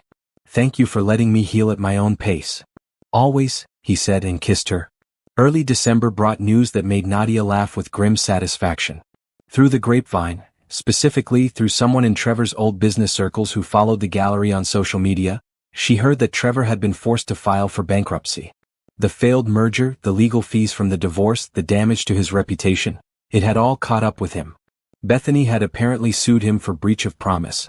Nadia hadn't even known that was still a thing. His mother was reportedly mortified by the scandal. Several of his old friends and business associates had cut ties. How do you feel about that? Dr. Hughes asked when Nadia mentioned it in therapy. Honestly? Nothing. No satisfaction, no guilt, no anger. Just nothing. His life is his life. Mine is mine. They're not connected anymore. That's significant growth, Dr. Hughes noted. A year ago, hearing about his troubles would have made you feel either guilty for causing them or vindicated for leaving. Now you just feel neutral. That's what true healing looks like. Nadia agreed. Trevor had become irrelevant to her emotional landscape. He was just a person she used to know, a chapter she'd closed. His problems weren't her problems. His journey wasn't her journey. Her new position at the Contemporary Arts Foundation started in January, and the weeks leading up to it were filled with excited preparation. She said goodbye to the Riverside Gallery with mixed emotions, grateful for the foundation it had provided but excited for what came next. On her last day, the staff threw her a party. Several artists she'd worked with came to wish her well. Rachel gave a speech about how Nadia had transformed the gallery's programming and inspired everyone around her. You came to us a year ago looking for a fresh start, Rachel said. You gave us so much more than that. You brought vision, passion, and heart. We're going to miss you terribly, but we're so excited to see what you do next. That evening, Nadia sat in her apartment and reflected on the past year. She'd started 2024 as a woman who didn't know her own worth, trapped in a marriage that diminished her, believing she was lucky to be tolerated. She was ending it as a senior curator at a major arts foundation, with a partner who loved and respected her, with family and friends who valued her, with confidence in her abilities and her future. The transformation was almost unbelievable. But it was real. She'd done the work, the therapy, the self-reflection, the slow rebuilding of her life and identity. She'd made choices that served her well-being instead of others' expectations. She'd learned to recognize her worth and demand that others recognize it too. She thought about Trevor's visit to the gallery, his desperate request for help. She wondered if he'd learned anything from losing everything, if he'd actually changed or if he was just looking for the next person to manage his emotions and fix his problems. It didn't matter. He wasn't her concern anymore. What mattered was what she'd built from the ashes of that marriage. What mattered was the life she was living now, authentic, purposeful, joyful. She'd left without a goodbye, walked away from 5 years of her life with nothing but her dignity and her determination. And she'd built something beautiful. That, Nadia thought, was the best revenge of all. Not hurting Trevor or proving him wrong. Just living well. Just being happy. Just being free. And she was all three. January brought snow and new beginnings. Nadia's first day at the Contemporary Arts Foundation felt like stepping into a dream she hadn't known she was allowed to have. The foundation's offices were in a converted warehouse, all exposed brick and natural light, with gallery space on the main floor and offices above. Her workspace had windows overlooking the city, a real desk, a budget that made her previous resources seem laughable. But more than the physical space, what struck her was the energy, people passionate about art, committed to supporting artists, believing that culture mattered and could change lives. "Welcome to the team," Sharon said, giving her a tour. "We're so glad you're here." The first few weeks were a whirlwind of meetings, planning sessions, getting to know the staff and the artists in their network. Nadia learned about the foundation's existing programs and began developing proposals for new initiatives. Mentorship programs for emerging artists, community engagement projects, partnerships with schools. Much space each person needed for their work, how to navigate conflict, what they both wanted from the relationship. "This is how partnerships should work," Jordan said as they unpacked boxes. Two whole people choosing to build something together, not one person trying to mold the other into what they want. "I didn't know that was possible," Nadia admitted. "I thought relationships were always about compromise and sacrifice." "Compromise, yes. But not sacrificing who you are. Never that." The Rising exhibition opened in September to critical acclaim and emotional responses. The artists Nadia had selected had created powerful work about surviving trauma, about transformation, about hope. The exhibition included visual art, but also poetry and music, creating a multisensory experience of resilience. At the opening reception, Nadia gave a talk about the exhibition's themes. She ended with a personal reflection. 2 years ago, I was in a place of deep darkness. I'd lost myself in a relationship that diminished me. I didn't think I had the strength to leave, much less rebuild. But I did leave. I did rebuild. And now I'm standing here in this beautiful space, surrounded by art that celebrates the human capacity for transformation. If there's one message I want this exhibition to convey, it's this. You are stronger than you know. Healing is possible. Transformation is possible. And you deserve a life that honors your worth. The room erupted in applause. Several people were crying. Afterward, a young woman approached Nadia. "I heard your speech at the women's conference," she said. "It gave me the courage to leave my marriage. I've been in therapy for 3 months now and I'm starting to feel like myself again. I just wanted to say thank you." Nadia hugged her. "You did the hard part. You chose yourself. Keep going." In October, exactly 2 years after the night she'd overheard Trevor calling her an embarrassment, Nadia received an unexpected email. It was from Eleanor, Trevor's mother. "Dear Nadia, I hope this message finds you well. I wanted to reach out to apologize for my behavior during your marriage to my son. I was unkind to you, judgmental, and I contributed to an environment that made you feel unwelcome and inadequate. I've done a lot of reflection since the divorce, particularly after learning more about how Trevor treated you. I was wrong. You deserved better from all of us. I don't expect forgiveness, but I wanted you to know that I'm sorry. I hope you're happy and thriving. From what I've seen of your work at the Contemporary Arts Foundation, you certainly seem to be. Sincerely, Eleanor." Nadia read the email twice, then showed it to Jordan. "What do you want to do?" he asked. "Nothing," Nadia decided. "The apology is nice, but I don't need it. I don't need closure from Trevor's family. I already have closure. I gave it to myself when I left." She deleted the email without responding. Eleanor's guilt and reflection were Eleanor's to manage. Nadia had no obligation to absolve her or make her feel better about her past behavior. That weekend, Nadia celebrated her 34th birthday surrounded by people who actually loved her. Simone, Jordan, her mother, Isaiah and Taylor, Rachel, colleagues from the foundation, artists she'd worked with, friends old and new. They gathered at a restaurant Nadia loved, ate good food, told stories, laughed until their sides hurt. "Make a wish," Simone said as Nadia blew out the candles on her cake. But Nadia didn't need to wish for anything. She had everything she wanted: freedom, purpose, love, community, and most importantly, herself. Later that night, lying in bed next to Jordan in their shared apartment, Nadia reflected on how far she'd come. 2 years ago, she'd been a woman who didn't recognize herself in the mirror, who'd shrunk herself to fit someone else's expectations, who'd believed she was lucky to be tolerated. Now she was a woman who knew her worth, who used her voice confidently, who created meaningful work and built healthy relationships. She'd survived betrayal and abuse and heartbreak, and she'd emerged stronger. "What are you thinking about?" Jordan asked sleepily. "How happy I am," Nadia said. "How grateful I am that I left.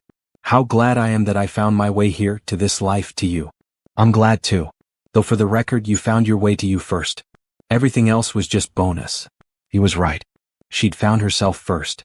And that made all the difference. Nadia fell asleep that night with a smile on her face, secure in the knowledge that she'd created a life worth living.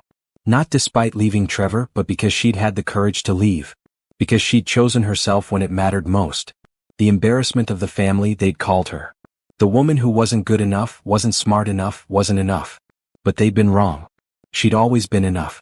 She just hadn't known it yet. Now she did. And she would never forget it again. The ending wasn't about revenge or showing Trevor what he'd lost. It wasn't about him at all. It was about Nadia discovering that the life she'd been searching for had been inside her all along, just waiting for permission to emerge. She'd given herself that permission. And in doing so, she'd given herself everything. Unaware he was walking straight into her trap, Ethan secretly arranged their divorce and planned to drain $500 million from their joint account to marry his mistress, believing his wife, Clara, was too blinded by love to ever notice. But Clara had seen the betrayal long before he made his first move. Behind her calm smile, she'd already set a plan in motion, one that would turn his secret scheme into his ultimate downfall. She played the devoted wife by day, but by night, every document he forged, every transfer he hid, and every lie he whispered to his mistress, she was already 10 steps ahead, watching. But how did Clara discover his plan before he even filed the papers? What did she do that shattered him so completely he never recovered? And when the $500 million vanished overnight, who truly owned it in the end? The first signs came quietly, like soft cracks forming under polished marble. The mornings that once began with laughter and gentle kisses turned cold, mechanical. Ava, that was her real name, though Ethan always called her Clara in his phone to disguise her from the woman he was seeing, noticed the change before she could admit it aloud. He used to brew her coffee just the way she liked it, 2 sugars, oat milk, and a touch of cinnamon. Now, he barely looked at her while scrolling through his phone, his screen lighting up with messages he claimed were from work. She would smile, brush her hair aside, and pretend not to notice the distance. But every movement, every flicker of his expression told a story. She wasn't the naive woman he thought she was. She was a strategist, quiet but deliberate. Still, Ava's mornings began to fill with dread. The way he locked his phone, the way his business trips grew longer, the subtle guilt in his smile when their daughter, Lily, ran to hug him. And then, one night, when the silence became unbearable, she reached for his phone after he fell asleep.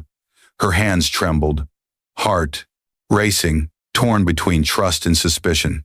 What she found froze her blood. Messages from a divorce attorney discussing division of assets, properties, and offshore transfers.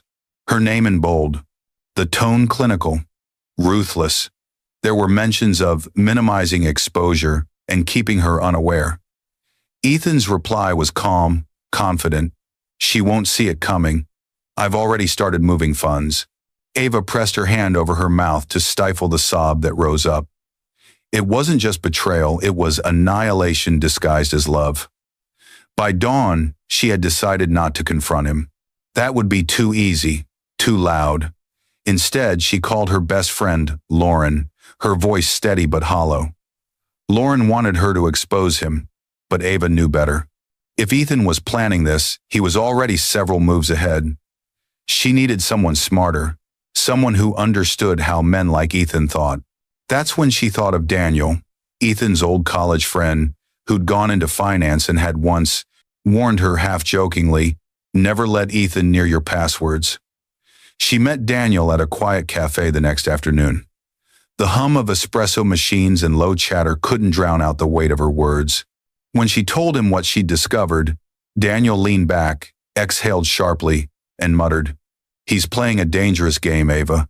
If he's already moving money, you need to stay still. Pretend nothing's wrong. Don't tip your hand." It was the hardest advice she'd ever had to follow. That night, she cooked Ethan's favorite meal, roasted salmon with lemon butter and thyme, and laughed at his jokes like nothing had changed. Her smile was a mask of grace over a heart burning with strategy. Over the next week, Daniel began quietly tracing financial movements connected to Ethan's name.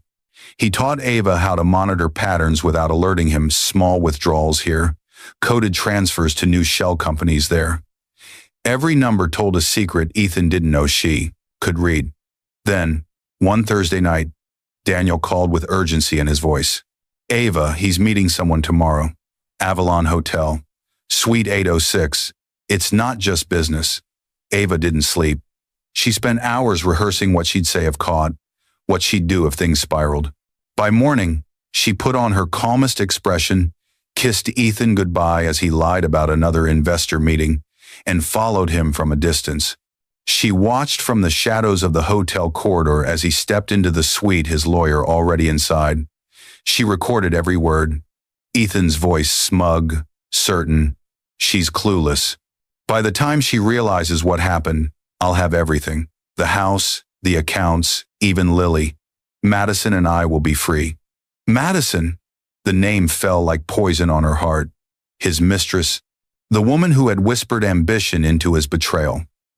Ava left before tears could betray her resolve. The footage she carried was enough to end him, but she wasn't ready. Yet, not until every thread of his deceit was pulled apart and every asset he tried to steal was sealed under her name. When she got home, Ethan greeted her with a kiss on the cheek, still playing the loving husband. And Ava, her face serene, her eyes unreadable, kissed him back, because the game had only just begun. That night Ava sat by the dim light of her study lamp, the glow of her laptop painting shadows across her face. She replayed the recording from the Avalon Hotel, Ethan's laughter echoing through the speakers like a blade turning in her chest. Every word, every smirk, every mention of Madison carved something new inside her. The pain was unbearable, but behind the ache, something colder, sharper was taking shape. Daniel's message blinked on her screen. We have to move fast before he transfers the rest. I know a lawyer who can protect you. Ava hesitated for a long time before replying. She had always believed in handling things quietly, in keeping the peace no matter the storm. But this wasn't a storm anymore, it was a demolition, and Ethan was holding the detonator. Daniel arranged a meeting for her with Julia Grant, a divorce attorney known for her precision and zero tolerance for manipulation. When Ava walked into Julia's sleek downtown office, the lawyer studied her not as a victim, but as a strategist waiting to move her first piece. Your husband thinks you're naive, Julia said after reviewing the recording. That's good. Let him. It's the most powerful disguise you have. Ava's lips trembled into something close to a smile. He believes he's 10 steps ahead. Then we'll make him believe that right until he falls. The three of them, Ava, Daniel, and Julia, became a quiet alliance. Daniel set digital alerts to track withdrawals and movement from their joint accounts, feeding information to Julia, who started building an airtight case. Ava played her role perfectly at home, serving dinner, laughing on cue, making love when he demanded it. Every gesture calculated to keep him blind, yet each performance took a toll.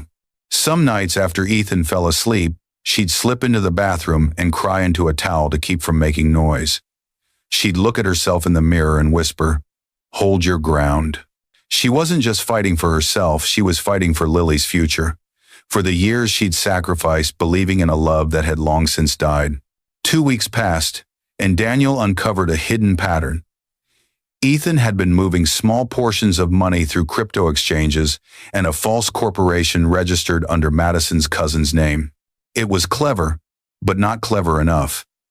Julia filed silent motions to flag the accounts, waiting for the perfect moment to strike. Still, the facade at home grew more fragile. Ethan's arrogance had bloomed since his affair began. He walked with the air of a man who thought he had already won. At dinner, he would speak about trust and partnership, irony dripping from every word. Ava watched him, listening carefully, noticing the tremors in his hand when his phone buzzed, tiny details revealing cracks in his calm. One evening, as they hosted a dinner for his business partners, Madison called him mid-toast. He silenced his phone too quickly, his eyes flickering just once toward the hallway. Ava smiled through the pain, clinking glasses with the guests, her laughter masking her fury. But inside, she memorized that reaction. The way his pupils shrank, the way he swallowed hard before pretending nothing had happened. Later, when the guests left and he dozed off in the living room, Ava unlocked his phone using the fingerprint sensor he'd once drunkenly shown her. There it was again. Madison Cole. Messages filled the thread, plans of moving abroad, mocking her intelligence, celebrating how easy she was to deceive. Ava closed the phone and walked to Lily's room. She stood over her daughter's sleeping form, brushing a strand of hair from her cheek. "You'll never lose what's yours," she whispered. "I promise." The next morning, Julia called with news. "We're ready to move. The accounts are in position. One more large transfer and we can freeze everything. If we act now, he won't see it until it's too late." But Ava wanted more than victory. She wanted truth. She wanted Ethan to know that every step he'd taken toward betrayal had been watched, measured, and answered. "Not yet," she said. "He has to believe he's still in control." That afternoon, she followed Ethan again. This time, he met Madison not in a hotel, but in a luxury car parked near the marina. She stayed hidden behind a tinted cafe window as they laughed and kissed, their hands entwined over a folder of documents, property papers, trust accounts, the pieces of her life he planned to erase. Ava pressed record once more. She caught everything, the laughter, the arrogance, the words that sealed their fate. When she returned home, Daniel was waiting. "You have enough to destroy him," he said quietly. "Are you sure you're ready for what comes next?" Ava turned to face him, her eyes calm, resolute. "He tried to erase me, Daniel. I'm just rewriting the ending." That night, she slipped into bed beside Ethan. He wrapped an arm around her waist, murmuring her name like a man who still believed in his performance. Ava stared into the dark, her heart silent but steady, knowing that in less than 72 hours, the empire he'd built on lies would belong to her. And when she finally drifted to sleep, she dreamed not of revenge, but of freedom. The next morning, sunlight poured through the kitchen windows, but warmth no longer lived in that home. The house felt like a stage, every smile rehearsed, every silence loaded. Ethan hummed while tying his tie, the same man who once looked at her with devotion, now completely consumed by his reflection in the mirror. Ava watched from across the room, noting every smug detail, the expensive watch, the new cologne she hadn't bought, the faint red lipstick stain on his cuff. He leaned down to kiss her cheek. "I'll be late tonight, another investor meeting." Ava smiled faintly. "Of course, I'll keep dinner warm." She waited until the sound of his car disappeared down the driveway before calling Julia. "It's time." Julia's voice was steady, sharp. "Then this is it. Once we act, everything moves fast. There's no going back." "Perfect," Ava whispered. By noon, Julia's team began executing the plan they'd prepared for weeks. Quietly, methodically, they filed court orders to freeze all joint and offshore accounts, flagging Ethan's transfers as fraudulent. Daniel's software triggered alerts that spread across Ethan's banking networks, causing delays, reversals, and internal investigations. Within hours, Ethan's empire began to crack, not publicly yet, but beneath the surface where panic first blooms.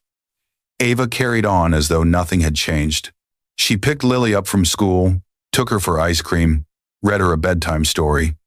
Every simple act felt like reclaiming a world Ethan had tried to take from her. She tucked Lily in, kissed her forehead, then sat by the window waiting. When Ethan finally came home that night, his face was pale, his composure frayed. He dropped his phone on the counter with trembling hands. "Did you use the accounts today?" he demanded. Ava blinked slowly. "No. Why?" "They're frozen, every one of them. The transfers, everything's locked. My attorney's not answering my calls." His voice shook with fury and confusion. "Something's wrong." Ava stepped closer, her expression soft, unreadable.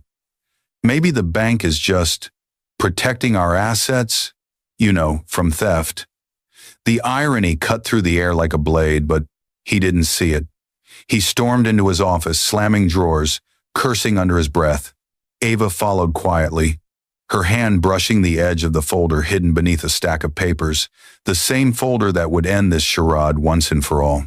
The next day, Ethan met with his lawyer again, desperate. But Julia had already reached him first. Legal motions hit like dominoes. petitions, injunctions, asset freezes, subpoenas. Every route he'd planned to escape was sealed before he could even react. At the same time, Ava and Daniel pushed the next part of their plan. They leaked select financial documents, evidence of fraudulent transfers, to an investigative reporter Daniel trusted. Within 24 hours, whispers began circulating in business circles. By day 2, headlines exploded across digital media. Tech investor Ethan Cole under investigation for asset mismanagement and fraudulent transfers. Madison called him in a panic, her name flashing across his phone in the middle of dinner. Ava sat across from him, stirring her soup, pretending not to notice. He answered, his voice low and frantic. "Don't call me right now, everything's falling apart." Ava's spoon clinked softly against her bowl, her face serene. Later that night, when he stepped outside to shout into the phone, she listened from the doorway. "You promised me everything, Ethan," Madison cried through the speaker. "You said the money was safe. Now they're investigating me too. What did you do?" "I don't know," Ethan's voice cracked. "The accounts, someone froze them. Julia won't answer. The firm's ignoring me." "Julia," Ava whispered under her breath, almost smiling. When he came back inside, she was waiting in the kitchen, leaning against the counter, calm and graceful like a woman hosting her own storm. "Rough night?" she asked softly. Ethan glared, suspicion flashing in his eyes. "You're enjoying this, aren't you?" "Watching?" Ava tilted her head. "Why would I enjoy that? You're my husband." He stared at her, trying to read her tone, but she'd become unreadable, a mirror reflecting only what he projected. "I built everything for us," he lied. She didn't flinch. "Then why were you planning to take it all for yourself?" The words hung in the air like gunfire. Ethan froze, the color draining from his face. "What are you talking about?" Ava reached behind her and placed the folder on the table. Inside were printed transcripts of his messages, copies of bank transfers, and photographs of him with Madison. "You wanted a divorce, Ethan. You wanted to take Lily, the house, the money, all of it. But you forgot one thing." She leaned closer, her voice dropping to a whisper. "I don't lose quietly." He opened the folder with shaking hands. His eyes moved from the documents to the voice transcript from the hotel, his own voice echoing through the printed lines. "She's clueless. By the time she realizes what happened, I'll have everything." When he looked up, Ava's gaze met his with unshakable calm. "I realize," she said. "And now, I have everything." He slammed the folder shut, rage twisting his face. "You'll regret this." "Maybe," she said softly, "but not as much as you will." That night, Ethan left the house with nothing but his phone and his keys. His empire was collapsing, his mistress had cut ties, and his name was trending for all the wrong reasons. Ava stood by the window as his car disappeared down the street, her reflection faint against the glass. For the first time in months, she breathed freely. But it wasn't over yet. Tomorrow the courts would make it official. The morning of the court hearing dawned gray and windless, as though the city itself was holding its breath. Ava stood before her mirror, buttoning the sleeves of her navy suit with slow, deliberate precision. Every thread, every line of fabric felt like armor. Behind her, Lily's laughter echoed faintly from the living room as Lauren kept her entertained, shielding her from the chaos beyond the door. Ava glanced at the clock, 8:47 a.m. She picked up her bag and the thick folder that had become her weapon of truth. Inside were the recordings, the financial statements, the court filings Julia had prepared with surgical perfection. Her heart beat steadily, not from fear but from clarity. The woman staring back in the mirror wasn't the same one who'd once cried into a towel to hide her pain. This was the Ava Ethan had underestimated, steady, sharp, unbreakable. When she arrived at the courthouse, the air buzzed with tension. Paparazzi swarmed outside, snapping photos as reporters shouted questions about Ethan Cole's financial scandal and infidelity leaks. Julia met her at the entrance, calm and collected, her briefcase in hand. "He's already inside," Julia murmured. "Looks like." Madison didn't show. His attorney tried to delay, but the judge denied it. Ava nodded once, her jaw tightening. Then let's finish this. Inside the courtroom, Ethan sat stiffly at the defendant's table. His once flawless suit looked wrinkled, his eyes hollow from sleepless nights. The arrogance that once dripped from him had curdled into desperation. He didn't even look at her when she entered. He only stared at the judge, gripping his pen like it could hold his collapsing world together. The proceedings began quietly but swiftly. Julia's presentation was methodical, a symphony of evidence and precision. Every bank transfer, every forged signature, every whispered confession from that hotel recording played through the courtroom speakers. Gasps rippled through the crowd when Ethan's voice filled the air. She's clueless. By the time she realizes what happened, I'll have everything. Ethan's lawyer tried to object, but the judge silenced him with a quote, "Wave. Sit down, counsel. Let her continue." By the time Julia finished, the silence was heavy. Ethan looked up at Ava for the first time, his face a ruin of disbelief. "You did this to me?" he whispered. Ava's voice was calm. "No, Ethan, you did this to yourself. I just stopped you." The judge's verdict came swiftly. Joint accounts transferred under Ava's legal control, fraudulent transfers reversed, full custody of Lily granted to her, and Ethan ordered to pay damages and legal fees. But the greatest blow wasn't in the numbers, it was in the headlines that followed. By that afternoon, the Wall Street Ledger ran the story. Ethan Cole's financial empire collapses amid fraud and infidelity scandal. His investors pulled out, his reputation turned to ash. Madison, desperate to save herself, leaked her own statements to the press, messages, receipts, and photographs exposing Ethan's deceit. Her betrayal of him was swift and merciless. Ava watched it, all unfold from the safety of her home, sitting by the window as the news played quietly on the television. She didn't gloat. She didn't smile. Victory wasn't loud, it was silent, steady, and final. That evening, Daniel stopped by, carrying a small envelope. "Everything's been finalized," he said softly. "The $400 million you saved, it's all been moved into Lily's irrevocable trust. Ethan can't touch a cent of it." Ava exhaled slowly, a breath that seemed to release months of hidden pain. "Thank you, Daniel, for everything." He smiled faintly. "You did the hard part. I just followed your lead." After he left, Ava walked down the hall to Lily's room. The little girl was coloring by her bed, sunlight spilling across her hair. "Mommy, are we still going to the lake this weekend?" she asked, eyes bright. Ava knelt beside her, brushing a strand of hair behind her ear. "Yes, sweetheart, we can go anywhere now." Lily smiled, oblivious to the foam. Storm her mother had weathered. "Can Daddy come too?" she asked innocently. Ava's throat tightened, but she smiled gently. "Not this time, baby. Daddy has some things to fix first." That night, after Lily fell asleep, Ava sat in the kitchen with a cup of tea. The same kitchen where Ethan had once kissed her goodbye, where lies had lived in the air like perfume. The silence now felt different, peaceful, clean. She took out one final document from her folder, the official divorce decree, stamped and signed. The name Ava Cole stared back at her, but she smiled faintly and drew a pen across it. Beneath it, she wrote her maiden name, Ava Morgan. Freedom felt like oxygen after a lifetime underwater. Across the city, Ethan sat alone in a cheap hotel room, scrolling through news articles that dissected his downfall. His phone buzzed with missed calls, debt collectors, former friends turning away.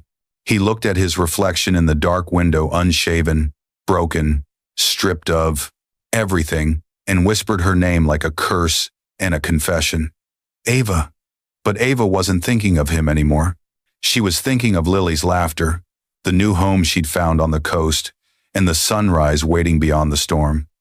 As dawn approached, she stepped outside onto the balcony, the cool wind brushing her skin. The city below was waking up, unaware of the quiet victory that had just rewritten her life. She sipped her tea, her voice barely above a whisper. "You thought I wouldn't see it coming, but I was always 10 steps ahead." The sun broke over the horizon, gilding her in light, and for the first time in years, Ava smiled, not because she'd won, but because she was free. Ava sat on the balcony long after the sun had risen, the warmth touching her face as though the universe itself was blessing her quiet victory. The city shimmered beneath her, unaware that somewhere high above its streets, a woman who had once been broken was now whole again. Inside, Lily's soft laughter echoed through the house as she chased sunlight across the living room floor, her small feet padding over the hardwood. That sound, the pure, innocent music of her daughter, was everything Ava had fought for. It was the sound of freedom, of safety, of a future untainted by deceit. She closed her eyes and thought of the woman she'd been just months ago, the wife who ignored the distance, who justified every lie, who believed that silence would save her marriage. That version of herself was gone now. Pain had burned her hollow, but truth had rebuilt her stronger. Ethan had taught her how dangerous trust could be, but he had also taught her how powerful silence was when wielded with purpose. Her phone buzzed once on the table beside her. It was a message from Julia. Case officially closed. Congratulations, Ava. You've secured everything for Lily. Take some time for yourself now. You've earned it. Ava smiled faintly. Thank you, Julia, for helping me turn survival into strategy. She set the phone down and looked toward the horizon. The ocean glimmered in the distance, its surface catching the morning light just as she used to catch Ethan's lies, calm on the outside, with power beneath. Lauren called later that morning, her voice bright. I saw the news. Everyone's talking about him. You okay? I'm better than okay, Ava said softly. I'm done living in the shadow of someone else's story. You always were the smart one, Lauren said. He just didn't see it until it was too late. When the call ended, Ava took Lily's hand, and the two of them stepped outside. The air smelled of jasmine and rain, fresh and new. They walked to the small garden behind the house, where Lily knelt beside a patch of soil they'd planted together weeks before, tiny flowers just beginning to bloom. Look, Mommy, Lily said excitedly, pointing. They're growing. Ava crouched beside her, her heart swelling. Yes, baby, they are. Sometimes things have to break open before they can grow. Lily looked up, confused, but smiled anyway, holding her mother's hand. Ava kissed the top of her head, holding her close. In that simple moment, surrounded by sunlight and silence, Ava understood the fullness of her victory. It wasn't the frozen accounts or the courtroom triumph that defined it. It was this: peace. The knowledge that Lily's world would never again be ruled by lies, that every dollar Ethan had tried to steal now belonged to her child's future, that the woman he had underestimated was the one who had quietly rewritten his fate. Later that evening, Ava stood by the balcony once more. The city lights shimmered like constellations, and the ocean whispered far away. She thought of Ethan not with hate, but with a strange, calm detachment. She imagined him sitting in that dim hotel room, clutching the ruins of his empire, realizing that every step he'd taken toward betrayal had been a step deeper into her plan. Unaware she was 10 steps ahead, she murmured, repeating the words that had once been her private mantra. She traced the edge of her teacup, her mind drifting through memories, the first lie, the first doubt, the first moment she'd realized she had to fight differently. She had turned heartbreak into strategy, pain into armor, silence into her sharpest weapon. Now, there was nothing left to fight for, only to live. As Lily called her from inside, Ava turned away from the fading skyline. Coming, sweetheart. She took one last look at the world outside, the same world that had once watched her break, and smiled. Not out of triumph, but out of peace. Because true victory wasn't about revenge, it was about freedom. And Ava Morgan, the woman no one saw coming, had finally found hers.